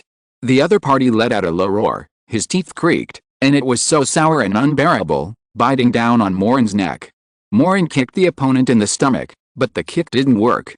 He was still too thin, and the kick didn't hurt a strong werewolf. Maureen took advantage of the fact that his other hand could still move, and he immediately shouted, "Flames!" A blazing flame rose from his right hand. The flame was not very powerful, not even 1/10 of the usual power. But he still pressed his hand on the opponent's hair. The werewolf roared, and the flames quickly ignited his hair. He let go of his hand to put out the flames on his body. Maureen immediately broke free. He grabbed around in the dark and grabbed the flying broom that was knocked aside. He quickly jumped on the flying broom and flew into the sky. When he flew 3 meters away, he looked down and found that the half-werewolf had put out the flames on his body. The woods below fell into darkness again, and he couldn't see the opponent's shadow at all. But there was an even more angry roar from below the woods. The sound was very shrill, and it seemed to be getting closer and closer, as if it was climbing a tree. Maureen didn't have time to think too much. He desperately rushed through the lush leaves above, and his face was scratched by the branches. The leaves were too dense, which hindered his flight, but he didn't stop, because the rustling sound in the woods around him was getting louder and louder, getting closer and closer, and the cruel guy in the dark was flexible enough to catch up with Maureen's flying speed. Swish! The other party had already jumped high and landed on the branch above Maureen's head, and rushed towards Maureen again. Maureen only felt a fierce fishy wind coming from above his head. He quickly turned sideways and hid a branch, which hurt him so much that he saw stars. But because of this collision, he avoided the figure in the dark. Maureen circled around the tall tree and finally saw the starlight in the sky. He rushed out of the woods at once, rushed very high, and pulled away from the tree canopy to prevent the strange creature from jumping up and grabbing him. Is that really a werewolf? Maureen couldn't help thinking that students usually say there are werewolves in the Forbidden Forest, but that's not true, because werewolves only transform on full moon nights. Normally, he's still a normal person, so it's impossible for a werewolf to live in the Forbidden Forest. Besides, it's not a full moon night now. Doi, doi. Doi suddenly came out of his pocket, climbed onto Maureen's shoulder, pulled Maureen's ear, and shouted something anxiously. "What's wrong?" Doi. Maureen asked. Usually, Doi always sleeps in his pocket. Even during Quidditch training, Doi refused to get out. Doi pointed desperately at the sky. At this time, Maureen suddenly felt something was wrong. This feeling had been there since he entered the forest just now, but he didn't think much about it before, but now he realized where this feeling came from. He turned his head and looked up at the sky. There are 2 moons in the sky. Damn it. I should have thought of it earlier. I've entered this place again. Maureen was secretly annoyed. He should have thought of it from the moment Sweet disappeared, but because the Forbidden Forest was weird, he didn't realize it for a while. However, at this time, the sky was already full of all kinds of strange creatures. These creatures were flying around, screaming sharply, attacking each other, and there were all kinds of weird laughter mixed in. It was exactly the same scene as what I saw at the beginning. Don't go out after dark. Maureen remembered the old woman's instructions last time. He knew that he had entered a place he shouldn't have entered again. The monsters here are quite ferocious. Now he has no magic wand in his hand, and his ability to protect himself is almost zero. He must find a house. From the last experience, only a house can resist these monsters that kill each other. But Maureen looked up and saw that the surrounding forests were all tall trees. There was no building, and he didn't know where to hide. The latest novel is published on 69shoe.com. At this time, a long monster with wings screamed when it saw Maureen, and quickly grabbed Maureen. It was a long snake with 6 claws, about 10 meters long and as thick as a bucket. There were 6 wings on the snake's belly, as thin as cicada wings, which were almost invisible if you didn't look carefully. The long snake coiled around to strangle Maureen, swallowing its tongue and revealing a row of sharp fangs. Maureen immediately turned over and circled in the air, avoiding the attack of the long snake. However, more monsters in the distance noticed the situation here, and seemed to be excited by seeing Maureen riding a flying broom, and roared and surrounded Maureen from all directions. Maureen felt horrified. None of these terrifying monsters were normal. They collided with each other in the air and pounced on Maureen. Whether it was their long sharp beaks, sharp claws, or tails that whistled in the air like whips, it seemed that every monster wanted to tear Maureen to pieces.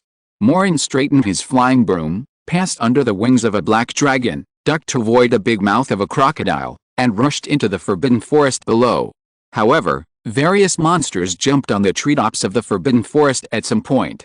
Among them was the half-human, half-wolf monster that was constantly jumping on the treetops, chasing Maureen's shadow below. In addition, there were several large red glowing monkeys. The tails of these monkeys were actually their fifth hands.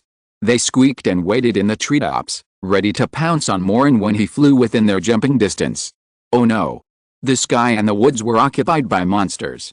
Maureen's heart had already sunk to the bottom. Last time he still had a house to resist, but this time he didn't even have a magic wand. He didn't know how to deal with so many crazy and ferocious monsters.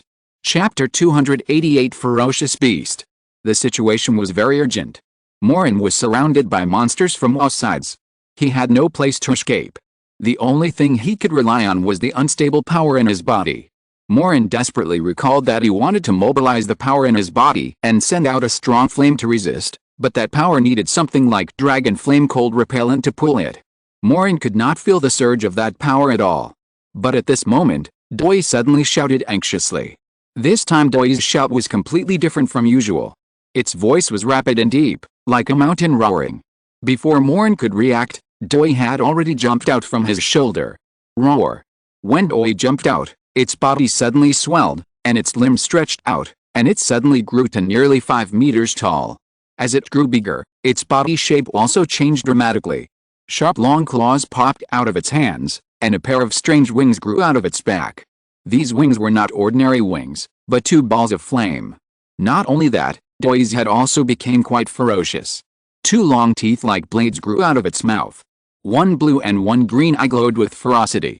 The white hair on its fluffy tail stood up, and each hair was extremely sharp. Mullen looked at Doi in shock. He still didn't know where Doi came from. Usually, Doi was like a little squirrel. When others couldn't see it, it would lie in Maureen's pocket and take a nap. When it woke up, it would look for something to eat. If there was nothing to eat, it would scratch Maureen's ears and ask Maureen to find something to eat. But who could have thought that Doi would become so ferocious at this time, so that Maureen couldn't react for a while? But Doi had already grabbed a 6-winged viper head-on, and with a sharp claw, it cut a huge viper in half. The viper let out a shrill scream and fell from the air. The flaming wings behind Doi flapped, and the huge tail seemed to cut through the air, whistling and cutting another werewolf in half. Blood and flesh flew all over the sky. Maureen took this opportunity to quickly dodge to the side. It dealt with the werewolf and smashed several monsters that were about to approach into pieces. Doi's claws seemed to be indestructible. Maureen saw with his own eyes that its claws collided with the claws of another tiger that was made of bones, and chopped the tiger's claws into pieces. My God, Doi, what are you? Maureen swallowed his saliva. Doi, who usually did nothing and slept late, suddenly turned into such a ferocious monster and could fight so well with the monsters in this place. He didn't know what to say. He never thought that he usually carried a terrifying beast with him. Doi fought with these monsters in the air, but those monsters were also very ferocious. It seemed that the flesh and blood that Doi chopped into pieces aroused their greater ferocity. They shifted their target from Maureen to Doi and pounced on Doi. Maureen could not intervene in such a fight. He did not understand what happened in this place, but he knew that he had to help Doi. Although Doi became ferocious, she was also covered with several scars by the monsters when facing the siege of so many monsters. Many monsters were flying in the air, roaring and spitting out flames and ice cones of various colors from their mouths to bombard Doi. Doi kept dodging, but she avoided the ice cones, but could not avoid a ball of green flames, and her shoulder was ignited by the green flames. Doi screamed and fell from the air. Doi! Maureen shouted, and the blue and green lights in his eyes became more and more vigorous, like two pillars of light. He rushed over and grabbed Doi's fur, but Doi had become quite large, and the huge gravity pulled Maureen down into the woods below. A thought flashed through Maureen's mind, and he remembered how he left this place last time. He grabbed Doi's hair in the air and immediately closed his eyes tightly. Crash! Doi kept falling and fell on the treetops. Maureen only felt countless branches hitting him. His flying broom bumped between the branches. Soon he felt his hands lighten. He opened his eyes and saw that Doi had turned back into a small animal. He quickly grabbed Doi tightly, straightened the flying broom, and stopped in the middle of the woods. Maureen looked around vigilantly, and then looked up. The monsters had disappeared. He should be back again. It was still pitch black around, and it was still night. Not bad. Maureen's fingertips drilled out more a ball of fire again, and he carefully checked Doi's injuries. Doi returned to its original cute squirrel appearance, looking very depressed, with a burnt black spot on its shoulder. It touched its belly aggrievedly, and its weak eyes were full of light. I didn't know there was any food, so I didn't bring it. The latest novel is first published on the 69th Book Forum. Maureen searched in his pocket for a long time, took out the only piece of candy, and stuffed it into Doi's mouth. Doi immediately became happy and ate happily. It didn't seem that she was hurt too much. This made Maureen relieved. Doi, who are you? Maureen touched Doi's head. Doi whimpered twice and curled up. Maureen could only put Doi in his pocket, then observed the ground, determined the direction, and continued to move forward. He was very worried about Enron. He didn't know where Enron had gone, and even Sweet didn't know where she had gone. After walking for about 10 minutes, the ground in the woods began to tilt a little, and there was an uphill slope in front. With the help of the weak light in his hand, he suddenly saw a cloud of black smoke around the woods. His heart was lifted. This smoke was very similar to the smoke that took and ran away. A low hissing sound came from the slope ahead, as if someone was whispering there, which immediately alerted Maureen. Maureen extinguished the light in his hand, held his breath, rode on the flying broom and flew up the slope carefully. The trees here seemed to be a little wrong, as if they were blown up by something, and they were all crooked. Some trees even had their roots pulled up, and the broken branches and leaves were a mess. He rode on the broom and landed on a half-fallen poplar branch on the ground. This branch was thicker than Maureen, and the broken end was still very new, obviously it had just been broken. At this time, the hissing sound in front was getting closer and closer, and it was a little hurried, and it seemed like something was spinning, making a whooshing sound. Maureen had already flown up the slope and landed behind a tree trunk that had not yet completely fallen. A faint purple light came from the front. He took a deep breath and quietly poked his head out from behind the tree trunk. Chapter 289 Black Smoke Pit. What came into view was a huge pit, with a diameter of about several dozen meters and an unknown depth. Black smoke was rolling in the pit, and the smoke was spinning violently, like a whirlpool, and a purple light was shining in the center of the whirlpool. This purple light stood vertically, swaying like a tornado. The purple light that Maureen saw came from the center of the whirlpool, and the low voices also came from the purple whirlwind. What is this? Maureen looked at the purple whirlwind in surprise. The whirlwind seemed to be driving the black smoke to rotate. He didn't know why. He didn't understand why such a huge pit appeared in the depths of the forbidden forest. He looked around again and suddenly saw a figure lying on the ground at the edge of the pit, not far away. It was Enran. Enran was lying next to a branch and seemed to be unconscious.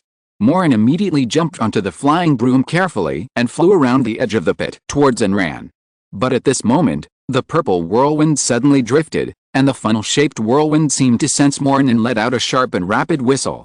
Along with this whistle, the black smoke surrounding the purple whirlwind suddenly rolled up. Swish! Swish!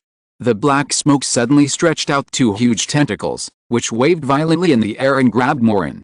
What the hell? Maureen jumped back, narrowly avoiding the tentacles condensed from the black smoke, and dodged to a tree. The two tentacles behind him chased after him, as if they were desperately trying to catch him. He spun in the air and passed over the branches. The two tentacles hit the branches and made a clattering sound, but soon they also bypassed the branches and continued to chase Maureen. Maureen's attention became very focused, and he kept avoiding the two tentacles. When the two tentacles grabbed Maureen from different directions, Maureen flexibly flipped in the air, and the two tentacles immediately entangled together. Then he pulled them hard and unexpectedly tied a knot in the air. Great! Maureen stepped on the treetops with his toes and immediately left the two tentacles. The two tentacles were only concerned with grabbing Maureen, but they were too clumsy. Maureen crossed the branches in front of him, and the two tentacles immediately wanted to chase him, but because they were tied in a knot, they were pulled together, and with a snap, they disappeared into thin air. However, two tentacles emerged from the black smoke again and continued to grab Maureen, and at this time Maureen had already flown to Nran's side. With his superb flying skills, he hugged Nran's waist and carried Nran to the broom in front of him. Bang! The other two tentacles came crashing down, only an inch away from Maureen's feet, but Maureen had already turned around and flew quickly into the air with Nran. As long as they left the woods and flew back along the forbidden forest, they would be safe. But soon he found out that he was wrong, because more black smoke came from somewhere in the woods on all sides. The black smoke blocked out the sky. Not only that, the tall treetops above were shaking violently, and the leaves seemed to come alive, grabbing Maureen with their fangs and claws. Oops! Maureen couldn't just cross over, so he could only turn the broom and fly into the woods below. Where the black smoke rolled, all the trees creaked and grew, continuing to chase and intercept Maureen. Nran, wake up! Nran, are you okay? Maureen anxiously hugged Nran, who fell into his arms, while dodging the rolling branches and black smoke in the woods. The black smoke seemed to be roaring, trying to catch Maureen and the others back. At this time, Maureen suddenly saw a magic wand stuck in the back of Nran's jeans. He quickly pulled out Nran's magic wand and waved it behind him. The flames are raging. Although it was not his own magic wand and it was a little difficult to use, the raging fire still rolled out in the forest and rushed towards the black smoke. The hot breath and the black smoke collided together, but the black smoke was not directly ignited. On the contrary, the black smoke swallowed Maureen's flames at once, and the flames flashed and disappeared in the smoke behind him. There are many obstacles. Maureen cast a few more spells, but all the spells he cast were like a stone sinking into the sea. They were completely useless against the black smoke and were directly swallowed up. He kept flashing in the air, and at the same time he had to try to identify the direction to move forward. He broke off a branch and turned it into a lighting lamp to illuminate the direction to move forward. But because he was holding an unconscious Nran in his arms, Maureen could no longer perform various difficult dodging moves as he usually did alone. He was no longer as flexible as before, and his flying speed gradually slowed down. However, the smoke had gradually caught up with him. There is no smoke without fire. Maureen waved his wand again, and a strong wind blew out of his wand. He turned his wand again, and the wind turned into a whirlwind, flying behind him for a while, turning bigger and bigger, and dispersing the black smoke. But the dispersed smoke soon condensed again and continued to chase Maureen. Obviously, the wind spell could not completely blow away the smoke. The latest novels are first published on the 69th book bar. Thunder Explosion. Maureen cast an explosion spell at the crisscrossing branches in front of him, blowing away the branches that blocked the road and clearing a path for himself. He tried to send a signal spell to the sky again, to see if he could guide the professor and the others to come quickly, but his signal spell was also swallowed by the black smoke and could not be dispersed. His flying speed was getting slower and slower, and he could only keep moving forward in a roundabout way. But soon, a black smoke suddenly emerged from the woods in front of him, completely blocking his way. Not only that, a hand stretched out from the black smoke behind him and grabbed his flying broom. The flying broom suddenly stopped, making an unpleasant creaking sound, and Maureen's hand holding the broom slipped. The huge inertia made him and Nran fly out involuntarily. Maureen's heart sank. This was bad. One after another, Maureen held Nran tightly, and with his other hand, he fired a rebound spell in the direction he flew out. They almost hit a protruding stone, but fortunately the rebound spell worked, bounced them up, and fell on a clearing in the woods. Maureen's head fell into the wet soil and rotten leaves, and Nran was also thrown out and fell to the ground on the side. He endured the pain, quickly got up, and held Nran's hand. At this time, all directions were covered by black smoke, which roared fiercely and fell towards Maureen and Nran like a storm. Chapter 290 People in the Smoke. Maureen looked at the falling black smoke. He didn't know what would happen if he was covered by the black smoke, but it was definitely not a good thing. He waved his magic wand without hesitation and shouted, "Solid as a rock." The transparent stone spell appeared in the air and covered Maureen all around. The glass formed by the stone spell was like a shield, protecting him and Nran firmly inside. Bang! Bang! The black smoke hit the stone glass, and the stone glass trembled and seemed to be shaky, but fortunately it did not break. The black smoke was blocked outside and seemed to be more angry and began to hit the stone glass constantly. Enran, wake up! Maureen pointed his magic wand at Enran's chest and shouted, recover quickly. Enran's eyelids moved, and then slowly opened her eyes. Ah, Maureen, what happened? Enran sat up nervously and looked around. The surroundings were all covered by black smoke, with only a faint ball of light floating in the air. Where is this place? I only remember a cloud of black smoke. This is the Forbidden Forest. I don't know how to explain it. I'll tell you later, but we are trapped. Maureen gestured around. The black smoke outside was still hitting the gold and stone glass. The gold and stone glass was already shaky and felt that it could not hold out for long. What should we do now? Enran looked a little flustered and grabbed Maureen's hand tightly. What are these smokes? I want to know too. Maureen shook his head. At this time, the surroundings were shrouded by black smoke. Except for a small limited space, the rest of the place could not be seen clearly. Crack! The gold and stone glass had been hit by the smoke and had several cracks. Maureen's mind was thinking quickly about how to get out. The Forbidden Forest itself had a strange magic that could not be apparitioned, otherwise he would have left with Enran long ago. Now there was no way to get out. The professors didn't know where they had gone. He was still trapped somewhere and could do nothing about the smoke. You're all injured. Enran looked at Maureen's face. Maureen had been flying around in the woods all night, and his face was scratched by branches with many scars. If Enran hadn't reminded him, Maureen wouldn't even know the injuries on his face. Enran quickly reached out and touched the wound on Maureen's face, and Maureen's wound gradually healed. Don't worry, we will definitely find a way out, you don't have to be afraid. Maureen used his magic wand to repair the cracks in the gold and stone glass and comforted him. Okay, I'm not afraid. Enran shook her head and reached out to touch the back of Maureen's head. Blood was also oozing from the back of Maureen's head, and Enran was helping him heal. That's good. Maureen nodded. Since Enran knew that he was a wizard, he has become much braver and not as shy as he was at the beginning.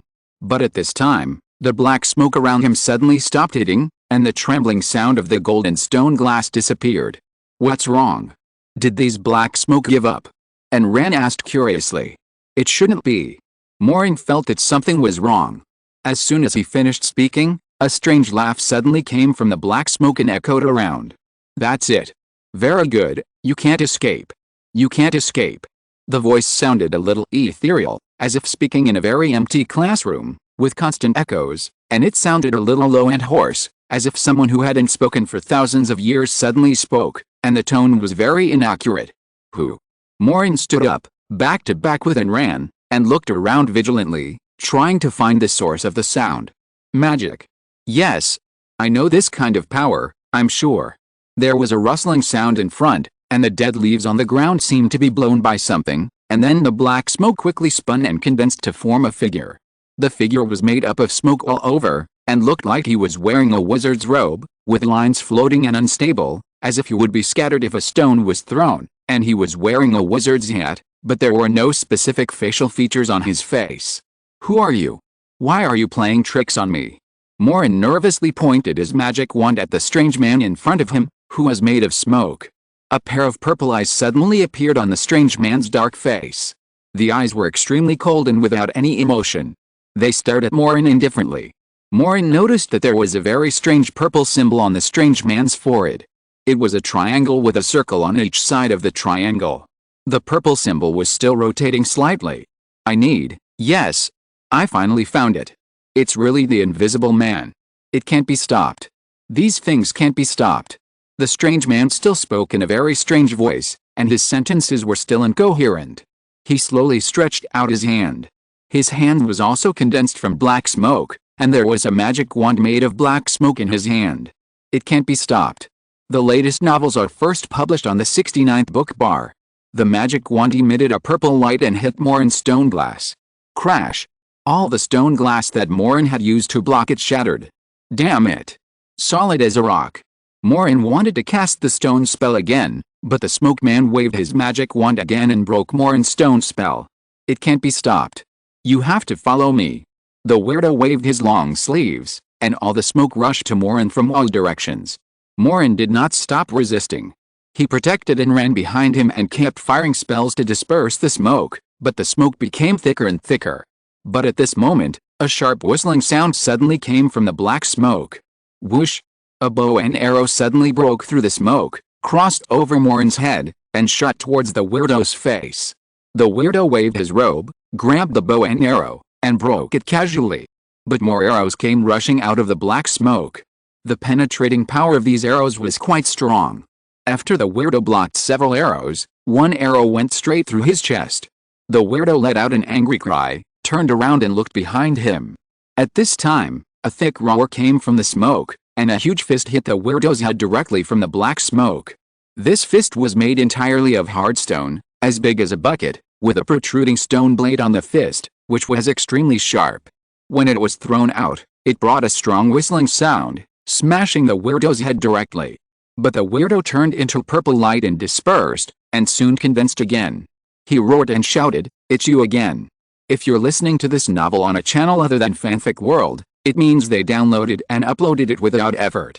We cordially invite you to visit our channel, Mundo Fanfic Novelis. There you'll find the original version of this story and you can explore many other novels of various genres. We're waiting for you to immerse yourself in a world of incredible novels. Chapter 291, Centaurs and Dwarves. There were sounds of countless arrows in the air again. There seemed to be a huge figure leaping in the black smoke. The night was too dark, and Maureen couldn't see what the huge figure looked like. He thought it was Hagrid, but Hagrid was nearly 4 meters tall, and this figure was not as big as Hagrid. There were bursts of horse hooves around the woods, and countless majestic centaurs rushed out of the woods. Each centaur had a yellow lamp hanging on his shoulder, and a serious expression appeared on his dark and rough face. The bow and arrow were already pulled to full string, facing the retreating black smoke, ready to go. What is supposed to happen will eventually happen. The figure of the strange man was pressed down by the huge figure, and then disappeared in the forest. This shouldn't happen. The leading brown-haired centaur shouted in a low voice towards the dark woods ahead. But all the black smoke quickly dissipated and disappeared. Maureen breathed a sigh of relief. Although he had never come into contact with centaurs before, this time it was the centaurs who came to save them. In his understanding, the centaurs should have no ill will towards them. "Thank you." Maureen asked the leading centaur, "What is that?" "It's a dangerous thing," the leading centaur said. The muscles on his face were like those carved by a knife, with sharp edges and corners, comparable to those of a statue, and a pair of brown eyes stared at Maureen closely. "Yes, it's very dangerous." A muffled voice came from behind Maureen, which scared Maureen. The voice was like a rolling thunder, rumbling in his ears. Maureen turned around quickly, and with the help of the light hanging on the centaur's shoulder, he looked at the giant more than 2 meters tall in front of him in surprise. But this was not a normal giant, because its whole body was made of white granite, which was very irregularly formed into a human figure more than 2 meters tall, and some grass and moss grew in the joints.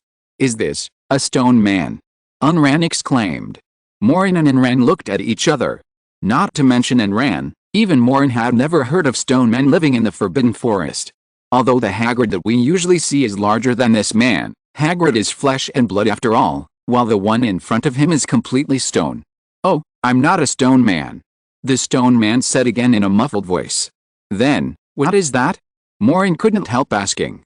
The stone on the stone man's body suddenly rolled up and opened from the middle, as if there was a door in front of its chest. A sturdy-looking dwarf sat in the stone man's chest. The dwarf was only a little over 1 meter tall, wearing green leather clothes, with a thick yellow beard on his face, and a pair of big black eyes turned around, looking at Maureen. "My name is Dashan, a dwarf." Dashan greeted Maureen happily. His voice was no longer as loud as before, but it was still very rich and thick, giving people an inexplicable sense of security. Maureen had heard of dwarves. There are giants and dwarves in the wizarding world. Giants are generally more brutal and warlike. Every day, apart from sleeping and eating, they fight. Now they are almost extinct. During the reign of Voldemort, giants also joined the battle. But dwarves are the exact opposite of giants. They are honest, intelligent, and very brave. However, the wizarding world has never heard of dwarves. But a dwarf named Dashan is a really strange name. Maureen Walker. Maureen introduced herself and pointed to Enran behind her. "Her name is Enran. We are both from Hogwarts." and Ran looked at Dashin and the centaurs curiously behind Maureen. She was obviously very interested in these strange-looking companions. She had never had the opportunity to see them in the Muggle world before. I can't see you. The leading centaur stared at Maureen. He had been looking at Maureen from the beginning until now. Huh? Odea, what are you talking about? Dashin asked curiously. Who can't you see? This little boy. The centaur called Odea still didn't take his eyes off Maureen. His eyes were like blades, as if he wanted to cut Maureen open, making Maureen feel uncomfortable. I can't see you. Odea repeated again. The centaurs behind him also became a little agitated, their horses' hooves dug twice on the ground, and the eyes of 7 or 8 centaurs fell on Maureen. How can you not see? Dashin touched his head honestly and asked in confusion. There are 2 children from Hogwarts here, a boy and a girl, right? Odea, are you nearsighted? I haven't heard that you centaurs can be nearsighted. Anran also asked Maureen in a low voice. Why did he say that? Maureen shook his head. He didn't understand why the centaurs spoke to him like that. Odea looked up at the stars in the sky. After the black smoke left, he could vaguely see the faint twinkling stars. But Odea looked at the night sky for a while, and suddenly his face became very frightened. The 6 or 7 centaurs behind him also seemed uneasy, and 2 of them even let out a low neigh, which was particularly clear in the quiet forbidden forest. Who are you? Odea asked sternly. My name is Maureen Walker. Maureen spread his hands and said, I'm a second-year student at Hogwarts. I can't see you. Another centaur behind Odea also said in a voice as deep as copper. The latest novels are first published on the 69th book bar. All the centaurs stared at Maureen with unfriendly eyes, as if they were looking at a dangerous monster. They would only repeat this sentence. You should leave the forbidden forest. Odea dug the ground restlessly with his hooves, kicking up a cloud of dirt and rotten leaves and branches. We don't welcome you. Dashin asked curiously. Odea, what's the matter? They too are just, in your words, calves, aren't they? That guy in the dark is obviously trying to catch the calves. We should protect them. It's different, Dashin, you dwarves don't understand. Odea raised his front hoof slightly, looking very impatient. Maureen hurriedly took him back 2 steps. It would be no joke if he was kicked by that strong horse hoof. Okay. Then I'll take them out. They're just little kids. Dashin frowned and waved at Mullen and Enrin. This way.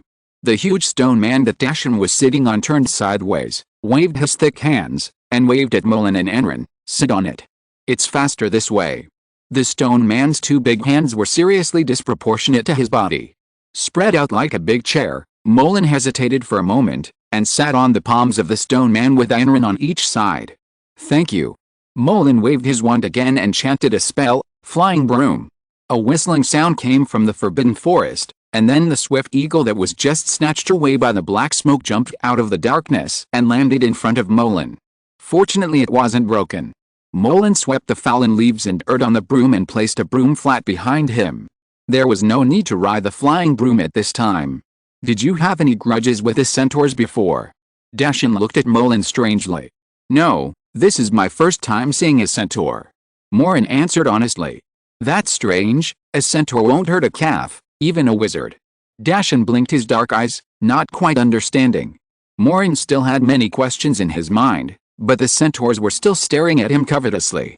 Thinking of the incident a few days ago when a centaur shot and injured a student, he decided to leave with Dashin first. Chapter 292 The Mountain. I didn't know there were dwarves in the Forbidden Forest. With the help of the faint light from the magic wand, Maureen looked at Dashin, who was shorter than him. The clothes on Dashin were very strange. He felt that Dashin's clothes were more like some kind of light moss.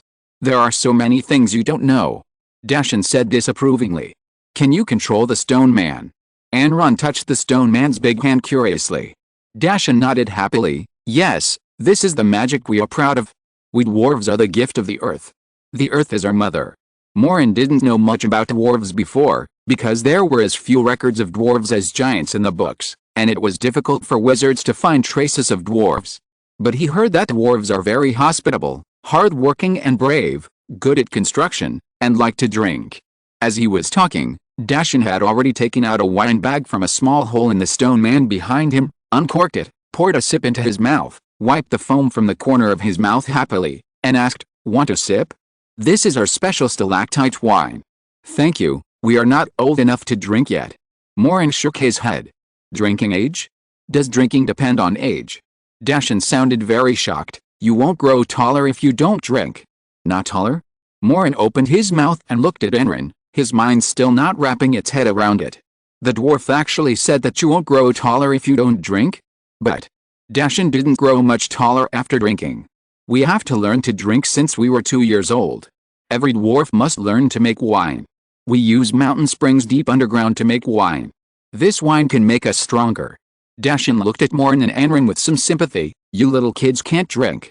This rule is too inhumane. Maybe. Maureen didn't know how to explain to Dashan the rule that wizards can't drink before they reach adulthood. Dashan stuffed the wine bag back into a small hole on the stone man, and then asked, why did you run to such a deep place? This is not the territory of wizards. It was the smoke that took and ran away. Molen pointed at Enran. Why did it take you away? Dashan looked at Enran in confusion. I don't know, maybe I was too close to the Forbidden Forest in the afternoon, and the lake is not far from the Forbidden Forest. Enran guessed. Molen couldn't help asking, what is that smoke? Do you know, Dashan? Dashan's face became more serious, frowned and thought for a long time, then shook his head. I don't know either. We are investigating this matter, but we can't catch it every time. It disturbs the peace of the Forbidden Forest. Are you investigating with the centaurs? Molen asked. Yes, the centaurs don't allow such things to appear in the Forbidden Forest. Dashan nodded. So, the last time the centaurs accidentally injured our school students was also because of this matter. Molen asked again. Dashan nodded with some regret. Yes, we chased this guy to the edge of the Forbidden Forest and wanted to shoot it with bows and arrows, but it ran away. The arrows shot the students who were in class at the edge of the Forbidden Forest.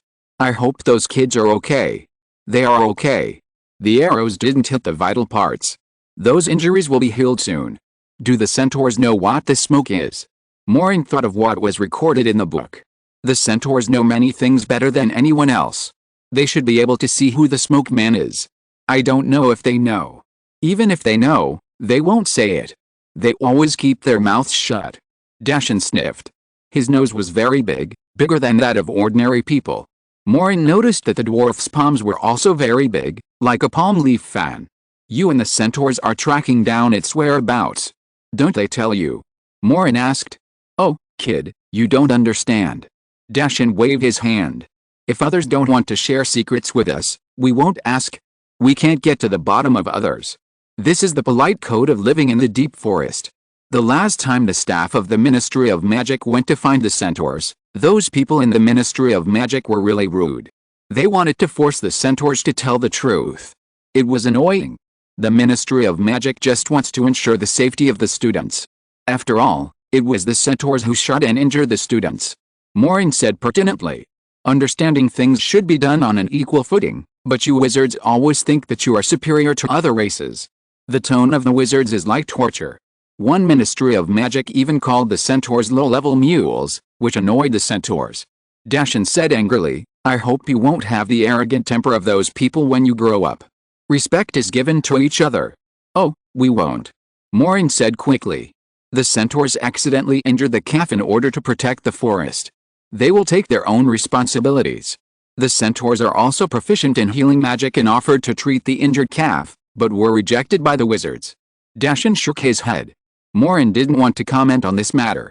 Dashan was at least a very kind dwarf. He was not wrong.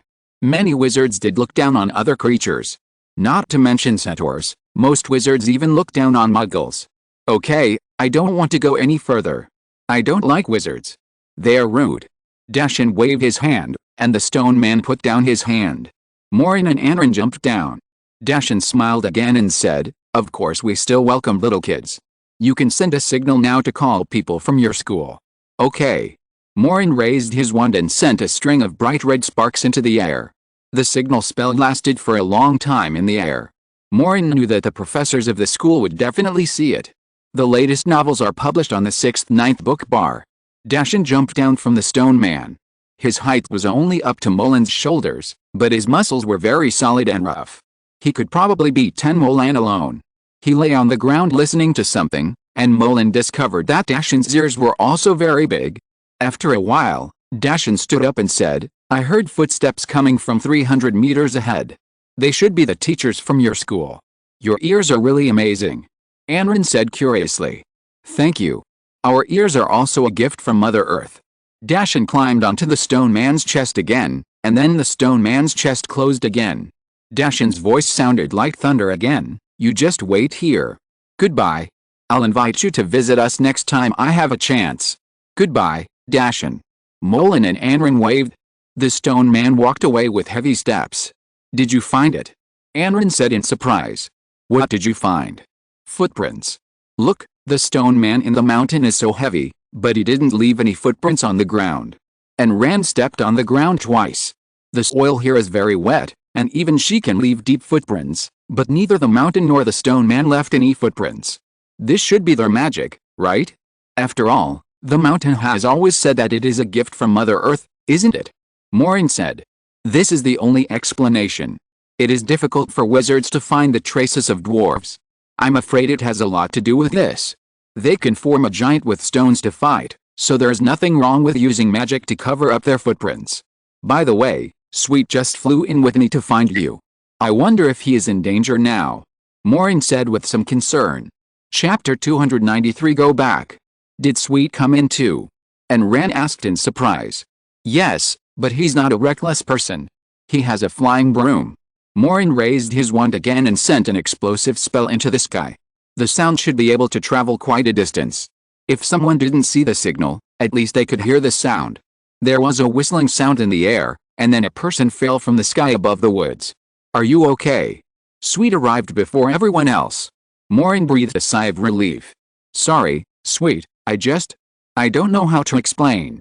I couldn't see you when I turned around. Maureen didn't want to hide anything from Sweet, because even he didn't know how he got to the other place. Every time this happened, it happened too suddenly. Sweet nodded slightly. I'm glad you're okay. Just now you disappeared in front of me. I thought you apparated, but I don't think you would do that, so I kept looking for you nearby. I didn't apparate. You can't apparate in this forest. Wait, you just said I disappeared in a flash. Maureen felt a little strange, because he remembered very clearly that although he seemed to have gone to that illusion the first 2 times, Alton and Hugo could see him, whether it was the Muggle Opera House or the forest in the summer camp, but Maureen couldn't see other people. The first 2 times Maureen didn't break free from the illusion by himself, but Alton and Hugo touched him and pulled him back. But when Maureen went to that illusion just now, Sweet followed him closely. It stands to reason that Sweet should be able to see him. When he found that Sweet was gone, he also walked around twice nearby, but didn't go too far. Yes, I can't see it. It's like apparition disappeared into the air. Where did you go? Sweet asked puzzled. An illusion. Illusion. It can't be called an illusion. I don't know how to explain it. Maureen thought carefully about what happened just now. There were so many monsters in the illusion chasing him. Even though he turned into a powerful beast and fought with the monsters. Was it really an illusion? You are here. Thank God. Are you okay? Professor Kane rushed over from the woods in front on a flying broom. He looked at Maureen and the other 2 anxiously. Seeing that Maureen and the others were still alive and kicking, he was greatly relieved. You are too reckless. What happened? Poker said that a cloud of smoke took and ran away? And you followed it? Professor Kane asked seriously. Maureen and Ran looked at each other. Yes, there was an explosion in the Forbidden Forest. Then a cloud of smoke rushed out and swept away Ran, who was by the lake. Maureen and Sweet saw it and rushed into the Forbidden Forest to save me. But we got separated, and the smoke monster caught Ran in a big pit. It was a powerful smoke monster, and then the centaurs and dwarves came out to save us. Maureen and Ran sang in unison and explained the matter briefly. What smoke monster are you talking about? Professor Kane was confused. Centaurs and dwarves? Did you see dwarves? Maureen and Ran said too much information at once, and even Professor Kane couldn't fully understand it. Sweet asked from the side, Professor, has anyone else entered here? All professors have been dispatched. Professor Kane glanced at the 2 of them seriously, including the headmaster. Everyone has entered this forest to look for you. You'd better explain everything to me later. After a while, footsteps were heard from all directions in the forest. Merlin saw Headmaster McGonagall and Professor Flitwick hurried over. They both held flying brooms in their hands, and everyone looked very serious. When Merlin saw Professor Flitwick, He couldn't help but think of the mountain he had just left. The mountain was about the same size as Professor Flitwick, but Professor Flitwick didn't have the big nose, big hands, big feet, and big ears of the dwarf. The branch behind him snapped, and Hagrid's huge body squeezed out of the bushes between the two trees, kicking down a big rock. He bent down to move the big rock back, and said in a muffled voice, "Found it? Fortunately, it's okay." After a while, Professor Theodore, Professor Francis and Professor Longbottom also came out of the woods. Professor Theodore and Professor Francis were riding flying brooms. Professor Longbottom sat on the flying broom behind Professor Theodore, not riding a broom alone. He held a pot of blue plants in his hand.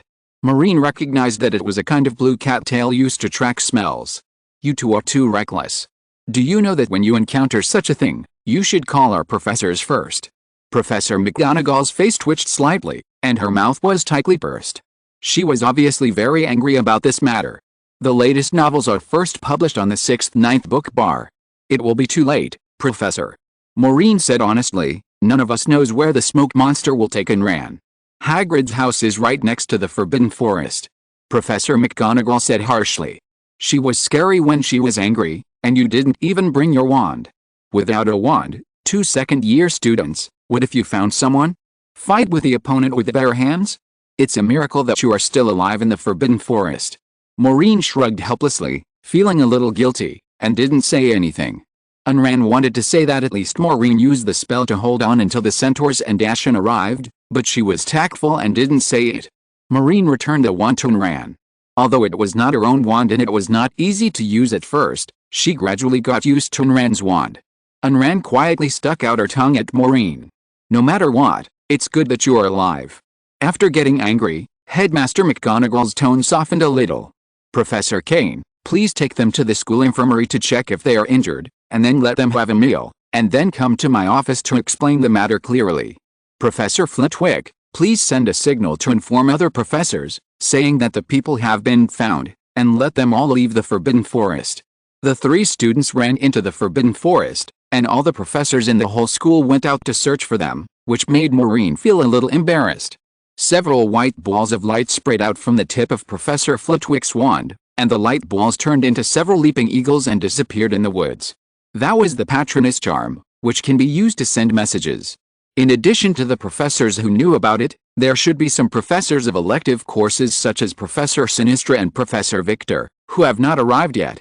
Maureen and the others were taken out of the Forbidden Forest by Professor Kane. Madame Pomfrey checked them and confirmed that they were in good health. Then they had dinner in the school infirmary and were taken to the headmaster's office. Maureen told the story in detail, including the smoke he saw, the big pit deep in the Forbidden Forest, and how the centaurs and dwarves saved them, but he omitted the fact that he was chased by monsters. Maureen couldn't explain the monsters now. "You said there was a huge pit deep in the Forbidden Forest, with black smoke and purple light, and a man made of smoke? Are you sure?" Principal McGonagall frowned. "Yes, the centaurs and dwarves are the smoke monster, and they were the ones who drove the smoke monster away," Maureen said. "That's strange," Principal McGonagall said. "What's strange, Professor?" Maureen asked. Chapter 294 The Heir of Ravenclaw. Last time, after several third-year students were injured, the staff of the Ministry of Magic and several of our professors had a talk with the centaurs. "They took us to see the deep pit," Principal McGonagall said slowly. "Have you seen the deep pit?" Maureen asked in surprise. "Yes, but it's just a big pit. There's nothing strange in the pit, no black smoke or purple light. It's like a deep pit blasted out by someone using very powerful magic, that's all," Principal McGonagall said. "But the black smoke really exists. We saw it, and the centaurs saw it too." Did they tell you when you asked the centaurs last time?" Maureen continued to ask. "The centaurs are not that cooperative." Headmaster McGonagall was not satisfied with the centaur's attitude. She wrapped her robes tightly around her body and said, "The centaurs shot and wounded the students, but they didn't tell the whole truth.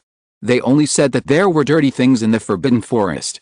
They didn't even describe to us what those things were. They always said that we wizards didn't respect them. First of all, they never respected wizards." Headmaster McGonagall snorted coldly. Since a student was injured, she naturally had to stand on the student's side and let the centaur explain things clearly. However, The centaur always looked like he thought he had seen a lot of truth, but kept his mouth shut, which made her quite annoyed.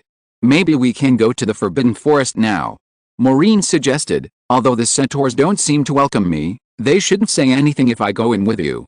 I know the approximate location of the pit. It's late today. I'll go with Professor Kane and a few others later. The three of you go back to sleep. Don't break into the Forbidden Forest next time. Also, Quidditch training should be suspended. Before this matter is resolved, you are not allowed to fly around on your flying broomsticks to prevent the same thing from happening again, Principal McGonagall said without question. Quidditch training is secondary to Maureen. Maureen wants to find out who the smoke monster is. But Principal McGonagall obviously can't risk taking Maureen back in the middle of the night. Maureen can only send Anran back to the Ravenclaw common room, and then return to Gryffindor with Sweet. I heard. Anran was swept away by a puff of black smoke. As soon as Maureen returned to the Gryffindor common room, Hugo ran over and shouted in surprise. Other Gryffindor students also gathered around. In the evening, the professors went to the Forbidden Forest to look for Maureen and the other two. They asked the prefects and the Students' Union president to count the number of people. Each student was forced to return to their own lounge. Everyone passed the news to each other and knew the three protagonists of this incident. What is that black smoke? Is it the dark magic of the centaurs? Does this mean that Enron from Ravenclaw is an heir? You two are so brave. You actually saved the freshmen from the centaurs. Yet, I thought you would be caught in clean horse manure for a month. Many students discussed this matter in a flurry. It was obvious that during the time they went to the Forbidden Forest, some people had imagined various versions of the story again. It wasn't the centaurs who did it. There are other things in the Forbidden Forest. Maureen was surrounded by so many people and was not used to it. He wanted to squeeze out a way back to the dormitory. He had just left several pies in his pocket to give to Doyle. It wasn't the centaurs who did it? But the centaurs shot those heirs with bows and arrows. And they also captured Enron today. Toby stood in front of Maureen and said loudly, I don't know, Toby. Principal McGonagall will explain this to everyone.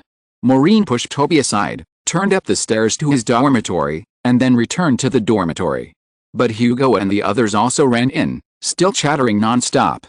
At least we have confirmed the first heir, it's Enran. Hugo said very seriously. That means there will be 3 more people who will be targeted, right? Lily was also very enthusiastic about this matter. She regretted not following Maureen to the Forbidden Forest in the afternoon. Maureen didn't want to participate in this discussion. He made an excuse to go to the toilet, locked the toilet door, and then took Doy out of his pocket. Doy was eating pie happily, and it seemed that nothing happened. Maureen breathed a sigh of relief. Doy, where did you come from? Maureen waved a chair with his wand, sat down, watched Doy eat, and reached out to touch Doy's head.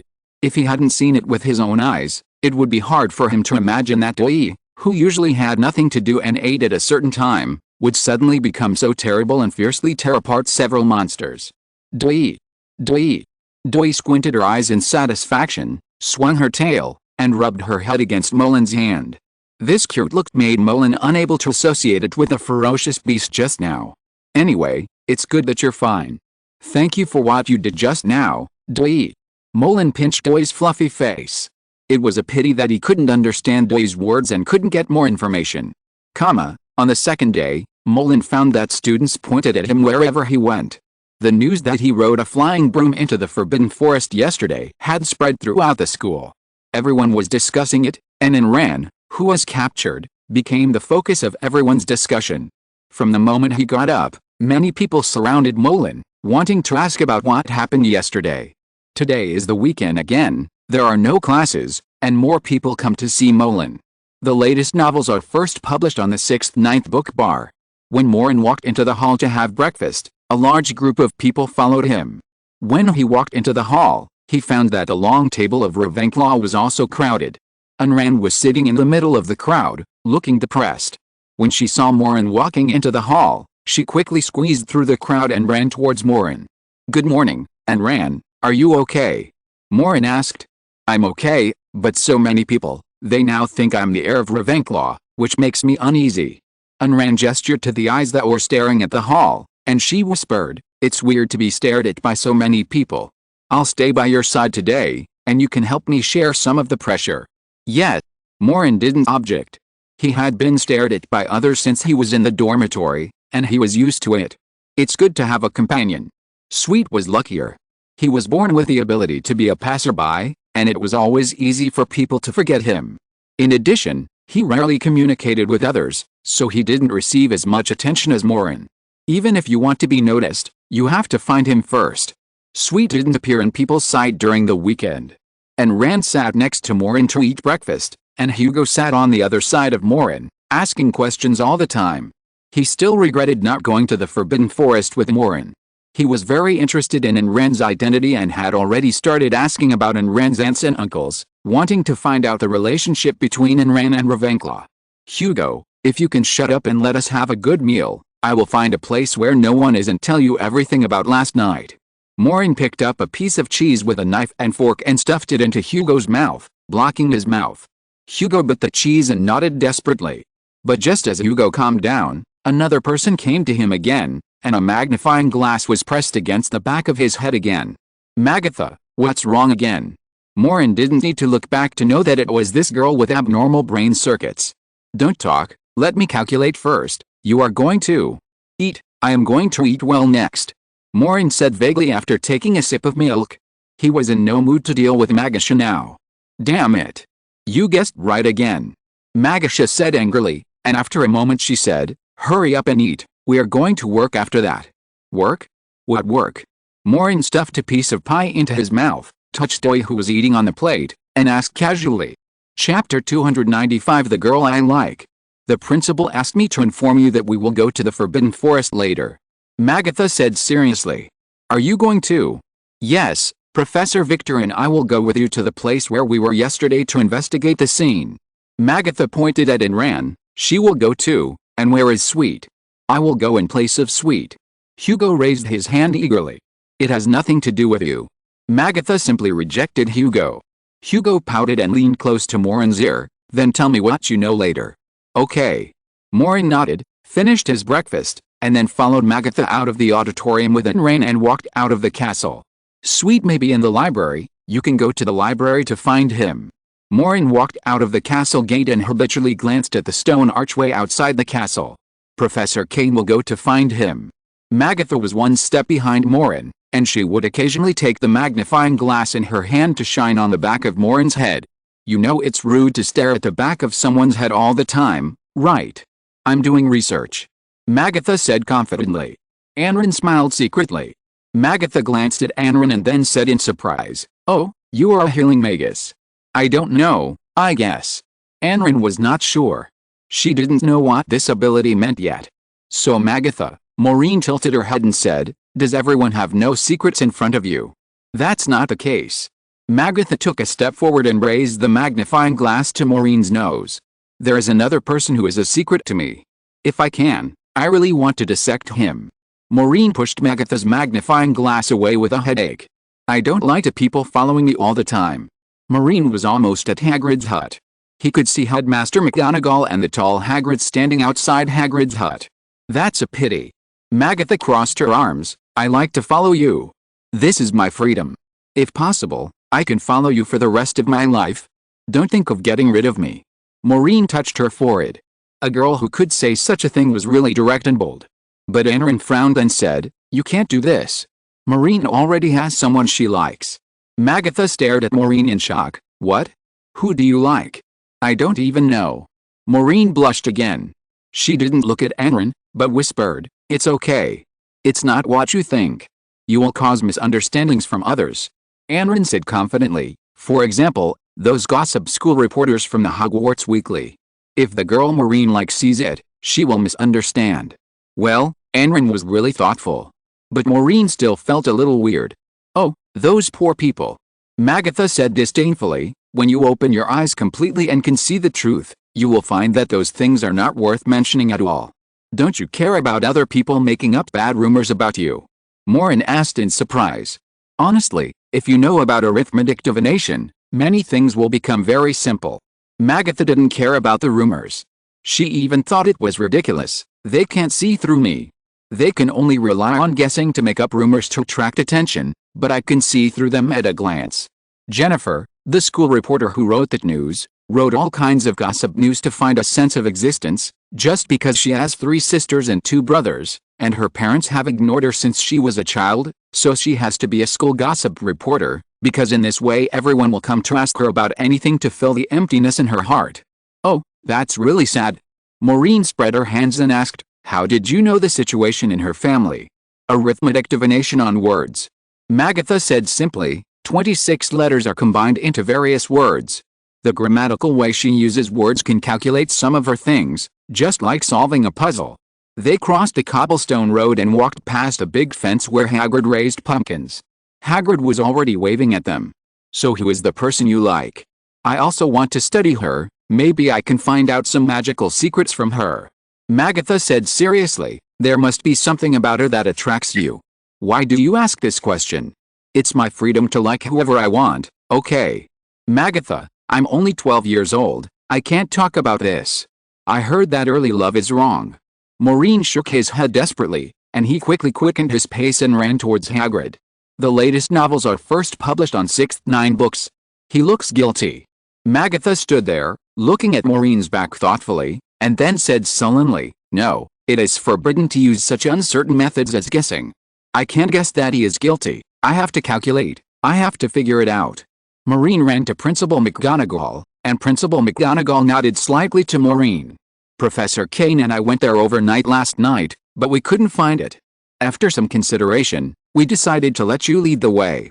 Principal McGonagall hesitated. I didn't want to let you enter the Forbidden Forest again, but it's daytime now, as long as you follow closely, it should be fine. Yes, don't worry, we will protect you. You just need to lead us to the pit you mentioned yesterday, and the rest will be left to Magatha and Professor Victor.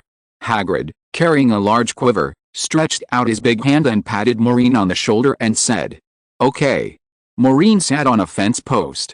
Professor Victor and Professor Kane hadn't come yet, so they had to wait a little longer. Unran also ran over to sit with Maureen. Magatha stood not far behind Maureen and ran with a magnifying glass, stroking her chin in thought. The girl Maureen likes, is it this Unran? Magatha took out a notebook and pen from her pocket in confusion, and quickly calculated on the paper. After calculating for a long time, she tore off the paper and crumpled it into a ball and threw it away. It's not Unran. Magatha was very upset. Soon, Professor Kane, Sweet and Professor Victor came over here. Hagrid dragged a bunch of brooms from the sack behind him. Each of them picked up a flying broom and walked towards the Forbidden Forest. Unran didn't know how to ride a flying broom, so Maureen took Unran and identified the direction with Sweet, and then flew towards the Forbidden Forest. Principal McGonagall and Professor Kane were on both sides of the 3 of them to prevent any attacks. Hagrid was too big to ride a flying broom, so he could only run, but he was very tall and his running speed was not slow. In addition, they didn't fly very fast, so it was easy for him to catch up. Because it was very dark last night, and they were flying with black smoke for a while, it was a bit difficult to find it again. During this time, he and Sweet discussed the direction together, took many detours, and it took more than an hour to find the deep pit last night. When Maureen stood at the edge of the deep pit, he found that the black smoke and the purple light column had indeed disappeared long ago, but when he looked at the bottom of the deep pit, he was suddenly surprised. If he just couldn't see the black swirling smoke, Maureen wouldn't be so surprised, but there was something at the bottom of this huge deep pit that Maureen didn't expect. Chapter 296, Enron Base. A thick sphere with a diameter of 5 or 6 meters lies at the bottom of the deep pit. This huge ball is made of soil and stone, and there are many branches and roots mixed in it, but they are all squeezed tightly. Maureen and Sweet looked at each other in surprise. They have seen this thing before. What's going on? Is it Lucas? Maureen asked in a low voice. Only the Locan magnet in Lucas's hand can cause such terrible destructive power. It's not him. If it was Lucas, I should be able to detect it. Sweet shook his head. Maureen asked in confusion, can you detect Lucas? It's hard for me to explain this. I have a very strange connection with him. I can know him within a certain distance. But when I came to the Forbidden Forest last night, I didn't detect any trace of Lucas. Sweet said very confidently. What are you two talking about? Principal McGonagall asked. No, Professor, it's just that this big ball looks familiar. Maureen said. Look familiar. Maureen nodded, pointed at the stone ball at the bottom, and asked, "By the way, Professor, is there also such a big ball in the deep pit that the centaur took you to see last time? This deep pit is different from the one that Principal McGonagall saw last time. It seems that countless deep pits were created by something in the Forbidden Forest." "Yes, Walker, I saw this sphere last time. This is a very strange magic. I have never seen any magic that can press the surrounding things so tightly." Principal McGonagall thought there was nothing to hide about this. She squatted down and picked up a branch with her wand to check it. After a while, she asked again, "Where have you seen it?" Maureen told Principal McGonagall about meeting Professor Adams during the summer vacation. Principal McGonagall was a little surprised. "Adams never mentioned this to me." "Did he mention the destruction of his restaurant?" Maureen asked.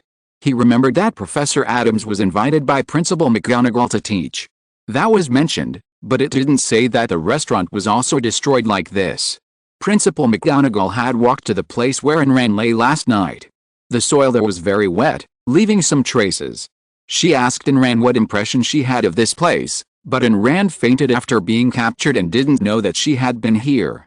Professor Victor and Magatha rode their flying brooms around the dirt ball and observed it, while also calculating something quickly with a pen. Hagrid searched around the woods. He was most familiar with this woods, but from his tone, he hadn't been here for a long time. This place was very far from Hogwarts, and the Forbidden Forest was very large, so even he couldn't be familiar with all the places in the Forbidden Forest. Maureen explained to Professor Kane how he took and ran away yesterday, and pointed to the blown-up branches in front of him to show Professor Kane. That was the magic that Maureen cast to clear the way in order to fly faster. Although it was reckless, I have to say, it was very brave. Professor Kane rarely smiled. He had been very serious since last night and hadn't smiled much. Headmaster McGonagall was talking to Professor Victor. Maureen found another stone to sit down and chatted with and ran. But Magatha suddenly appeared behind him and exclaimed, "I figured it out." Magatha said, "What did you figure out? Who was the smoke monster here last night?" Maureen turned around and asked quickly. And Ran and Sweet were also eager to know the answer. The three of them looked at Magatha expectantly. This answer was too important. Magatha stared at Maureen and said, "It's Hugo. Hugo Weasley." "What?" Maureen and the other two were slightly stunned. But Magatha said solemnly, "The person you like is Hugo Weasley, right?" Maureen was confused. "I came to this conclusion through the Demore magic transfer function, combined with the time you spend with red hair every day." Magatha said righteously, "Hugo Weasley. It's the most correct answer. Merlin's pants. What kind of logic is this?" Maureen wanted to die. Who would have thought that Magatha would be calculating such a problem at this time? Of course it's not him. "Can you be more serious?" Maureen shouted angrily, "Why are you calculating me? You should calculate this big pit now." After a while, Maureen couldn't help but say again, "Also, Hugo is a man." "Oh, yes, I forgot." Magatha tore off another page of the notebook, crumpled it into a ball, and stuffed it into her pocket, but she didn't give up and said, "So what if he's a man? It's not a big deal for a boy to like a boy, and I won't discriminate against you." Maureen almost vomited blood. The latest novels are first published on the 69th book bar. Please concentrate on your work. Maureen rubbed his temples. He was completely defeated by Magatha. When will this girl be normal? She is helping people with their marriages during work hours. Does she think she is Cupid? "Magatha, come and take a look at this." Professor Victor shouted from a distance.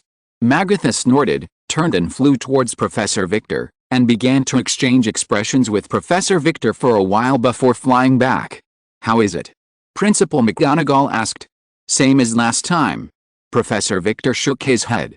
But Magatha glanced at Anran and asked, "Professor, when you calculated this big ball, did you add Anran's extra base?"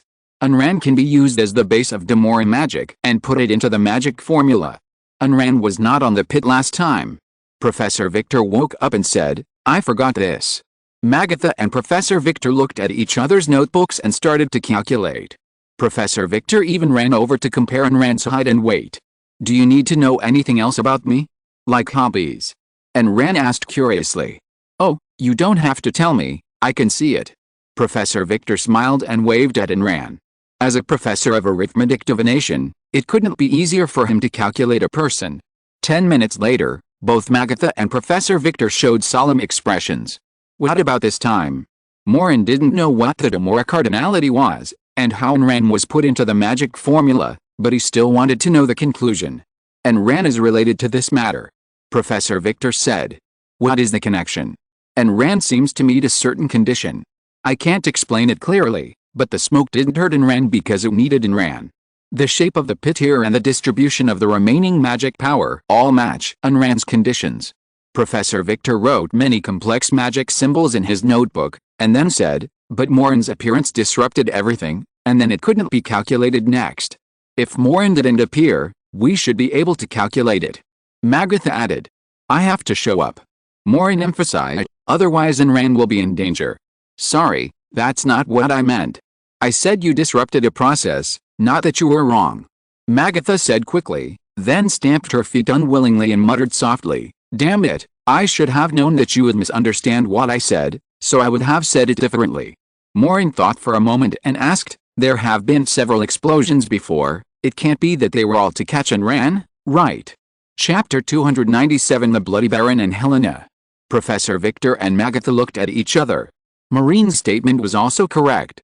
This strange assurance had already begun to appear before Ran came to school. It is possible that the other party's target is not only Ran. Some of the students in my class that day may be the same as Ran. Hagrid pushed aside a thick branch and said, the centaur stopped it, so it didn't succeed. We can't be sure whether the centaur is telling the truth. Principal McGonagall said. Professor, the centaur will not hurt students. They take the safety of the calf very seriously and will not be hostile to any calf. I can guarantee this. Although Hagrid was a little angry with the centaur, he still spoke a few words for the centaur. Not hostile to any calf? Maureen secretly complained to himself. Then his calf was really special. The other party was really blind in front of him and kept saying that he couldn't see him. So, it's really like what the classmates are saying. Maureen asked, it's related to the stone archway that suddenly appeared in Hogwarts Castle, right? Maybe there are really 4 people. The professors looked at each other, their eyes flickered slightly. Professor Kane said, we are still investigating this matter. We don't know more than you, Maureen. Maureen was a little skeptical. The professor is right. Magatha came over to Maureen at the right time and said, I know everything the professor knows. They searched in the woods for another morning. Magatha and Professor Victor calculated the surrounding trees, but still couldn't calculate more results. When it was almost noon, they began to return to school. Maureen was thinking about the compressed big ball all the way. If Sweet was right and this matter had nothing to do with Lucas, then wouldn't it be that in addition to the lock magnet, there were other things that could cause this situation? After lunch, Maureen walked towards the large balcony on the second floor where everyone usually liked to bask in the sun, and told Hugo about the matter. Hugo's interest in Ran increased by more than 10 points. And Ran is undoubtedly the heir of Ravenclaw. Hugo exclaimed. But I have no idea. Ran was confused. I didn't know I was a wizard during the summer vacation. If I hadn't met you, I would have thought I was a freak. Of course you are not a freak. Hugo waved his hand, you are the heir of Ravenclaw. Maybe this stone arch is open for you. The 3 of them stood on the balcony on the second floor, looking at the stone arch under the castle. From the moment the stone arch began to appear, all kinds of strange movements began to appear in the Forbidden Forest. Whether it was the centaurs shooting and wounding students or Ran being captured, it seemed that all things were related, but they could not be completely sorted out. Think about it, you just enrolled this year, but this stone arch also happened to appear at this time, and the explosions deep in the Forbidden Forest also just happened this semester, and then you were accidentally captured. Do you think this is just a coincidence? Hugo analyzed seriously. Ran couldn't answer. Hugo continued, it is very likely that this stone arch will only appear when the 4 heirs appear at the school at the same time, so it has not appeared in previous years until now. Maureen, don't you think so? Maureen didn't know how to answer. He felt that Hugo's words made some sense, but he felt that something was wrong. If you want to prove this, the best way is to find Helena, the daughter of Ravenclaw, to confirm it clearly. She may be your great-grandmother for many generations. Hugo said with certainty. We can't confirm this. Helena has disappeared. Maureen also told Hugo and Ran what Myrtle had said to him. Before Helena left school, she told Myrtle that she was going to find the answer to an invisible man, and she also asked Myrtle to tell Maureen not to go to the Forbidden Forest. Why didn't Helena let you go to the Forbidden Forest? And Ran asked in confusion. Hugo thought of something and suddenly realized, oh, I know, it must be because of the centaurs in the Forbidden Forest. The centaurs didn't welcome you last night. They must be afraid that you will be captured as a horse servant and clean up the horse manure for the centaurs. Maureen laughed. In that case, I should thank Odia for not arresting me last night. Hugo's speculation was of course ridiculous. The centaurs accidentally injured the students, which did not mean that they were unforgivable creatures. The centaurs didn't welcome Maureen last night, but just asked Maureen to leave. So the only ghost who knows the truth is missing. Anrin felt a little regretful. She was now seriously warned by the professor not to leave the castle alone without permission, and must be accompanied by someone. Helena is missing, and there is someone who must know where she went. Hugo came over and whispered mysteriously. Who? Maureen asked. The Bloody Baron. The Bloody Baron? The ghost of Slytherin. Maureen had heard of this ghost. Peeves, who loved to play pranks the most at Hogwarts, was not afraid of anyone except the Bloody Baron. So every time Peeves played a prank on everyone, many people would threaten Peeves to find the Bloody Baron. The latest novel is first published on the 69th book bar. Is there any relationship between him and Helena? And Ran asked. Hugo said, of course there is a relationship. When I heard my father tell the story of how they defeated Voldemort, my father told me that it was Helena who stole the crown of wisdom from her mother Ravenclaw. Ravenclaw sent the Bloody Baron to find Helena, but the Bloody Baron accidentally killed Helena. Did the Bloody Baron kill Ms. Grey? And Rand sounded a little shocked. That's right. That's the truth. Hugo continued, but the Bloody Baron committed suicide because of guilt. Later, Helena chose to become a ghost and stay, and the Bloody Baron followed him to stay. So if you see the Bloody Baron, you will find that he is still wearing shackles on his hands. He is atonement for his sins. He likes Helena. Maureen didn't know what Hugo said before. It is estimated that not many people in the school know about this, but Hugo's identity is not simple, so it is understandable that he knows these things. So he may know where Helena went. Maureen nodded thoughtfully. He remembered that Myrtle said that Helena was going to find an answer about the Invisible Man. But if this Invisible Man refers to Maureen, why did Helena leave Hogwarts? Let's go find the Bloody Baron. Ask him what he knows. Hugo said energetically. The Bloody Baron is the ghost of Slytherin. I heard that he has a strange temper and is not so easy to talk to. Hugo, are you sure that the Bloody Baron will help us? And Ran asked. This is a problem, because the Bloody Baron usually gives people a very scary feeling. It is said that he always stares at a place with empty eyes. If anyone happens to appear in his sight, they will have nightmares. According to Hugo's usual words, the Bloody Baron is the kind of person who can make anyone pregnant by staring at him. At least try it first. Maureen felt that it was necessary to find out the truth of this matter. If the Bloody Baron knows something, we must not miss it. The three of them ran into the castle, squeezed through the bustling students, looked around, and saw nearly headless Nick about to float to the stairs. Nick is the ghost of Gryffindor. He is the most helpful of all ghosts. It is right to ask him. Sir Nicholas of Mincy. Maureen ran over and shouted. He remembered that the other party didn't like people calling him nearly headless Nick, so he changed it to a name that Nick liked to hear. Oh, Maureen Walker, the hero of last night. Yes, we all heard about it. You bravely broke into the Forbidden Forest and rescued a girl. How can I help you? Almost headless Nick looked very happy. He liked to be called Sir Nicholas of Mincy. Well, you know the Bloody Baron, right? Can you tell us where he is? Maureen asked politely. The Bloody Baron? What do you want to do with him? Nick's joyful expression was obviously stagnant. If you're listening to this novel on a channel other than Fanfic World, it means they downloaded and uploaded it without effort. We cordially invite you to visit our channel, Mundo Fanfic Novelist. There you'll find the original version of this story and you can explore many other novels of various genres. We're waiting for you to immerse yourself in a world of incredible novels.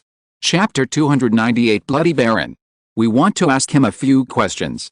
About Helena. That's Ms. Grey. Do you know where Ms. Grey went? Unran and Hugo couldn't wait to speak up. Nick hesitated and said, Are you looking for Ms. Grey? Yes, I heard about her, but I'm sorry, I don't know where Ms. Grey went. That's why we want to find the Bloody Baron.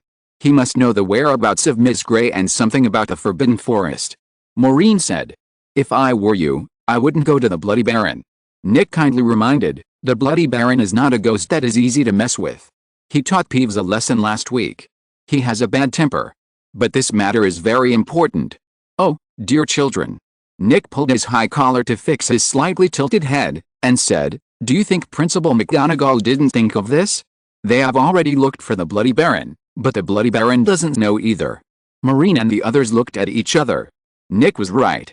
If this matter was related to the 4 founders, the principal and the others would definitely think of Helena, and then go to the Bloody Baron to ask clearly. If you are not afraid of the Bloody Baron, I suggest you go to the tower on the left side of the trophy display room on the 4th floor. Usually, the Bloody Baron likes to be alone there. Nick waved his hand, but don't hold too much hope. He doesn't like to talk to students. Nick floated away through the wall. Then how are we still going? Hugo asked hesitantly. No way? Hugo, you backed off at this time. And Ren asked. She was very curious about the matter. Hugo said, no, you heard that if the principal can't find out, we probably can't find out either. Then we have to try. Maureen said. For some reason, Maureen thought of what Magatha said, you will only know that something you think is useless after you try it. They ran to the 4th floor, past the trophy display room, and stepped onto a narrow corridor. They had never been to this place before, and they didn't know what the tower opposite was for. This tower was darker than the other towers in Hogwarts Castle, and even the eternal torches hanging on the wall seemed to be fading. There was nothing around, and only the slight footsteps of the 3 of them echoed. It's so quiet here. Unran couldn't help but say. It's weird. Hugo corrected. There were many statues around. Some of them looked like wizards wearing hoods, but the hoods were pitch black, as if they had no human faces. Some of them were various strange creatures. Maureen even saw a statue of a snake coming out of clothes. Why are there these strange statues in the castle? And Ren asked. The castle originally contains many secrets. There must be a reason for the existence of these statues. Maureen replied casually. They turned a corner in front and saw a row of windows. Unran pointed to one of the windows that was not closed and said in surprise, look, across the street is our Ravenclaw Tower. The 3 looked at each other, and Hugo said, so the reason why the Bloody Baron likes to stay here is because he can peek at Ms. Grey across the street from here. But at this time, there was a sudden rustling sound behind them, as if a piece of armor was shaking, which scared everyone. Then it seemed that a chill covered them, making them shiver involuntarily. Maureen turned around immediately, but saw a male ghost floating in the air. The man's eyes were like 2 lifeless holes, staring at them coldly. It was the Bloody Baron. This is not the place for you. The Bloody Baron's voice was emotionless, like the sound of cold iron hitting each other. Hugo and Anran all flinched. Even though they had seen many ghosts, they were still afraid of this strange Bloody Baron. We are second-year students. Maureen stood at the front. Hugo and Anran hid behind Maureen. Maureen said calmly, we are here to ask about Ms. Grey. Ms. Grey again.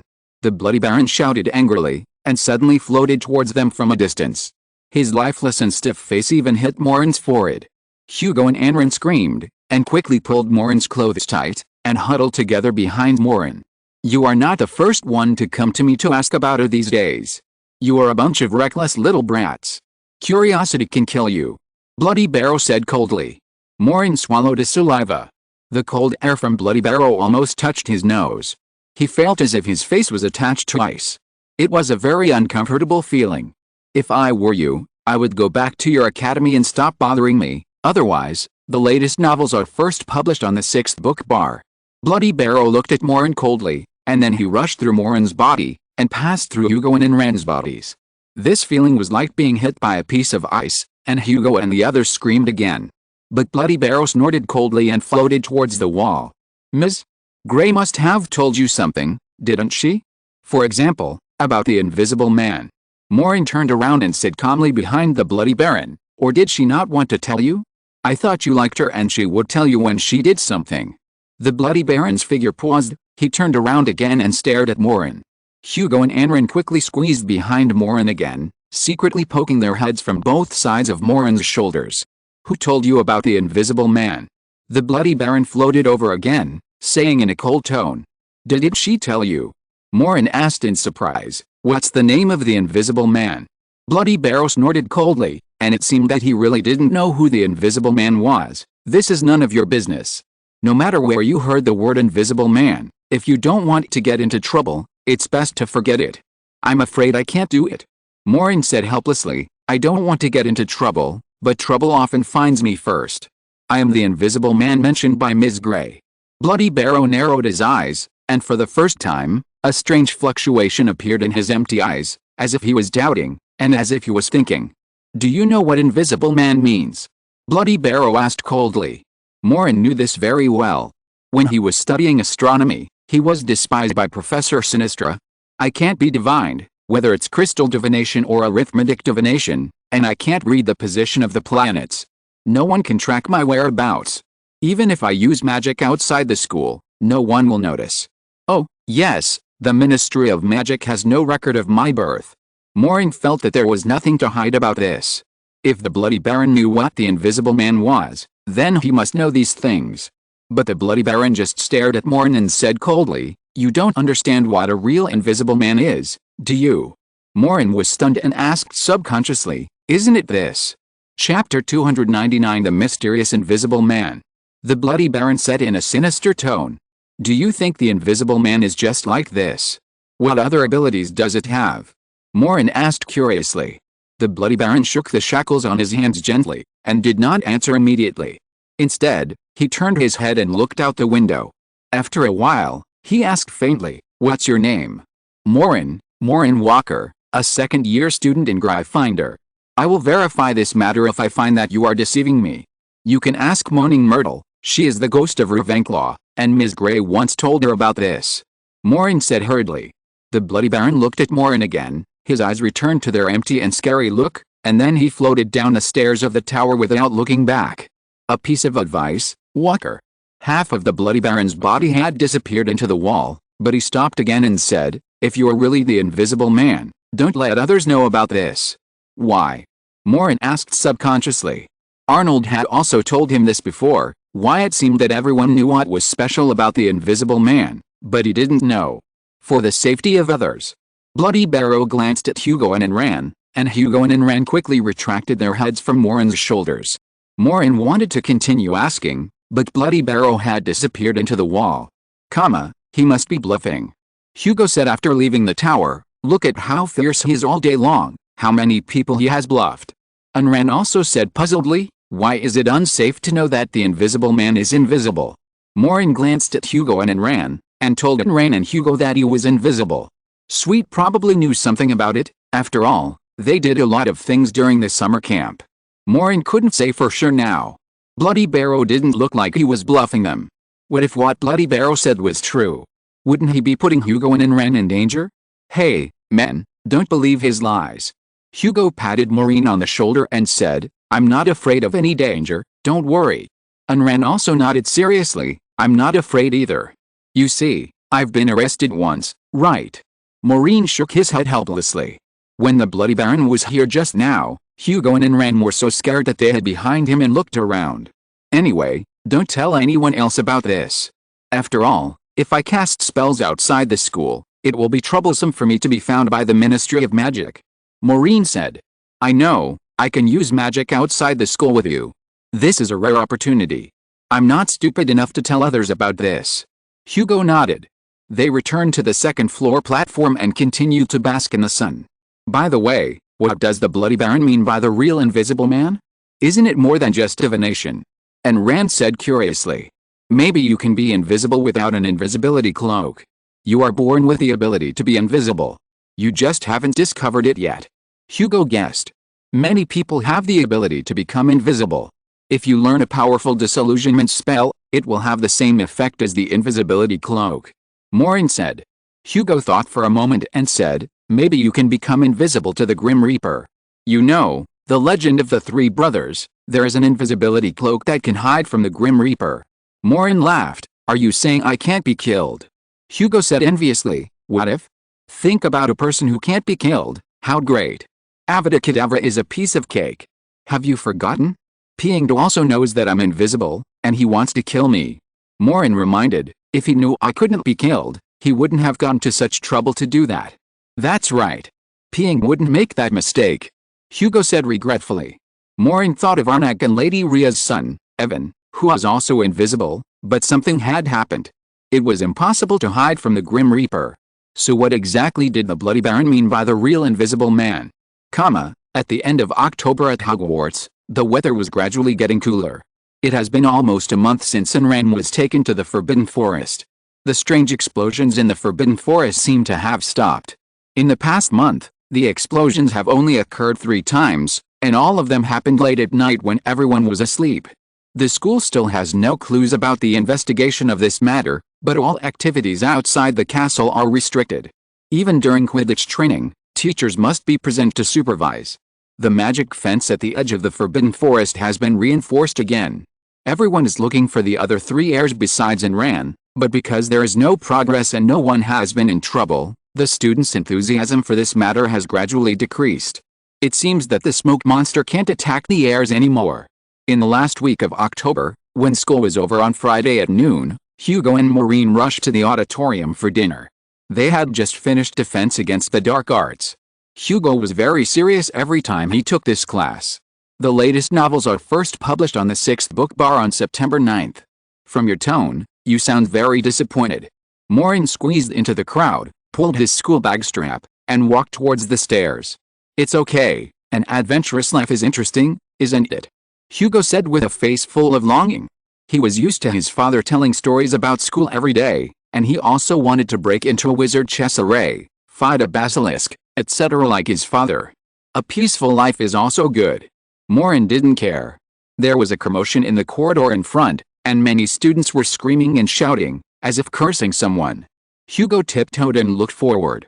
Oh, it's Peeves, this annoying guy, teasing people again. Hugo said with disgust. He didn't like Peeves. No one in the whole school liked this guy. Peeves was throwing some dung balls at the students with a wicked smile, and pinching a student's nose from time to time, shouting, make way, I'm looking for someone. Let's go another way, I don't want to run into this guy. Hugo said. But as soon as he finished speaking, Peeves had already approached. Many people made way, not wanting to be hit by this plague god. Peeves jumped all the way and stopped in front of Hugo and the others in a proud manner. Peeves. Hugo cautiously took out his wand from his pocket. He hated Peeves deeply. Peeves often teased him, and every time he met Peeves, nothing good happened. Little red hair, I'm not looking for you. Peeves wore a funnel-shaped hat and an orange butterfly tie. His little eyes rolled around, as if he was thinking about some prank. He glanced at Hugo arrogantly, his eyes flashing with ill intentions, but he quickly restrained them and looked at Maureen beside Hugo with an apologetic smile and said, I'm here to see Master Maureen. Hey? When did I become a master? Maureen was extremely surprised. Peeves often teased others, but every time he saw him, he would take a detour. It was probably because of the incident with Piangid last semester that he hadn't met Peeves for a long time. The students around were also quite surprised. Peeves never took any student seriously and would tease any student. No one expected that he would be so respectful to Maureen today and call Maureen master. Chapter 300 page 229. Peeves is different from other ghosts. Many ghosts cannot pick up chalk or even wear bright clothes. But although Peeves floats around like a ghost all day, he can throw things at people and change into bright clothes from time to time. Many people suspect that Peeves is not a real ghost, but they can't tell what he is. Anyway, it is right to take a detour when you see him. But today Peeves suddenly appeared and called Master Maureen in a flattering manner, which made many people feel incredible. Is this still Peeves? What do you want to see me for? Maureen asked curiously. Lord Barrow asked me to come to you, young master. Peeves bowed and then secretly looked at Maureen. He didn't understand why the Bloody Barrow would look for a student alone. This had never happened before. The Bloody Barrow would never take the initiative to talk to students. He dared not neglect the students who were favored by the Bloody Barrow. Peeves could not help but think that Maureen might be the descendant of Bloody Barrow for dozens of generations. Only in this way could it be explained that Bloody Barrow changed his usual indifferent attitude towards students and took the initiative to find Maureen. He asked you to go to the 4th floor and said he had something to tell you. Peeves nodded and bowed. Peeves' respectful attitude shocked all the students, especially Hugo, who was usually bullied by Peeves. Suddenly seeing Peeves' attitude towards Maureen, he felt like he saw the sun in the middle of the night. Maureen was slightly stunned. Bloody Barrow, he is looking for me. He remembered the last time. Bloody Barrow gave him a fierce warning and left. There was no response for a month. Maureen still felt a little regretful. He kept thinking about whether he should go to Bloody Barrow to ask if he had found out clearly. He was a real invisible man. Maureen always wanted to know what a real invisible man meant. Yes, it's on the 4th floor. Go quickly, young master, don't let Lord Barrow wait too long. Peeves couldn't help but look at Maureen twice more, trying to see something special about Maureen, but he could only see that Maureen's eyes had 2 colors, and there was nothing special about him. Okay, I see. Maureen found that everyone else was looking at him with admiration, and he felt helpless. Peeves was so respectful to him because of the Bloody Barrow. Peeves was afraid of the Bloody Barrow, and many people knew about it. But Maureen knew very well that he had nothing to do with the Bloody Barrow. Once Peeves found out about this, Peeves would probably turn against him in a blink of an eye, and might even chase him with dung balls or something to take revenge. When he and Hugo were about to go to the 4th floor, Peeves stopped Hugo and said arrogantly, "Little red hair, stop." Hugo was a little annoyed. "I'm with him. Lord Barrow only let young Master Maureen go." Peeves' expression was very proud. Hugo gnashed his teeth in hatred, but he dared not say anything more in front of Peeves, who loved to play pranks. "You go have lunch first, I'll go take a look." Maureen motioned to Hugo, and then he walked to the 4th floor alone. After passing the trophy display room and coming to the somewhat gloomy tower again, Maureen found the Bloody Barrow sitting on a statue of a snake, looking out the window with empty eyes. When he heard footsteps, he turned around. "I asked Myrtle." The Bloody Barrow's tone was still very cold. "Helena didn't tell me that she had discovered the Invisible Man a long time ago, and even I didn't see it." Maureen stopped and asked seriously, "So can you tell me what a real Invisible Man is now? If the Invisible Man is not just unable to be predicted and divined, then what does it mean?" The Bloody Barrow looked at Maureen and said slowly, "The Invisible Man is very special and rare. I haven't seen many of them." Maureen did not interrupt the Bloody Barrow. He continued to wait for the Bloody Barrow to continue, but the Bloody Barrow fell silent. Maureen didn't know what to say. The atmosphere was strangely quiet. He didn't go to eat at noon, and he felt strange chatting with a ghost in such a gloomy place. It felt like the Bloody Barrow had been silent for a century, at least that's what Maureen thought. It was not a pleasant thing to be in such a ghost place with a fierce ghost that everyone avoided. 10 seconds of silence was too much. But in fact, only a minute later, the Bloody Barrow said, "I heard that you joined that club, so you have seen the book Across Arcane Time and Space." "Yes." Maureen didn't understand why the Bloody Barrow suddenly mentioned this. Would ghosts also pay attention to such student clubs? "I checked a few days ago. You were born on February 29th, right?" The Bloody Barrow asked another very strange question. "Yes." Maureen became more and more confused. He didn't know why the Bloody Barrow would ask these seemingly irrelevant questions. "Why are you asking this?" Page 229. The Bloody Barrow said sullenly. "The latest novels are first published on 69shoe.com. What? Page 229. Maureen didn't react. He didn't understand what the Bloody Baron wanted to say. But the Bloody Baron had already floated up, his eyes became empty again, and then he floated towards the wall. "Wait a minute, you haven't told me what a real invisible man is." Maureen shouted. "Remember my words, don't let more people know that you are an invisible man."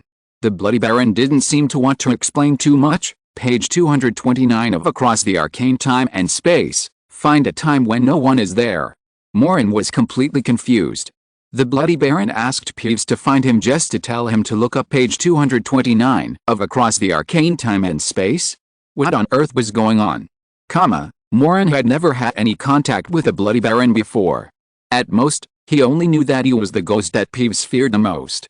He usually didn't talk to students. He was covered in blood and wore a pair of shackles. He wandered around Hogwarts like other ghosts. But now it seems that the Bloody Baron is not a simple ghost. He must know something.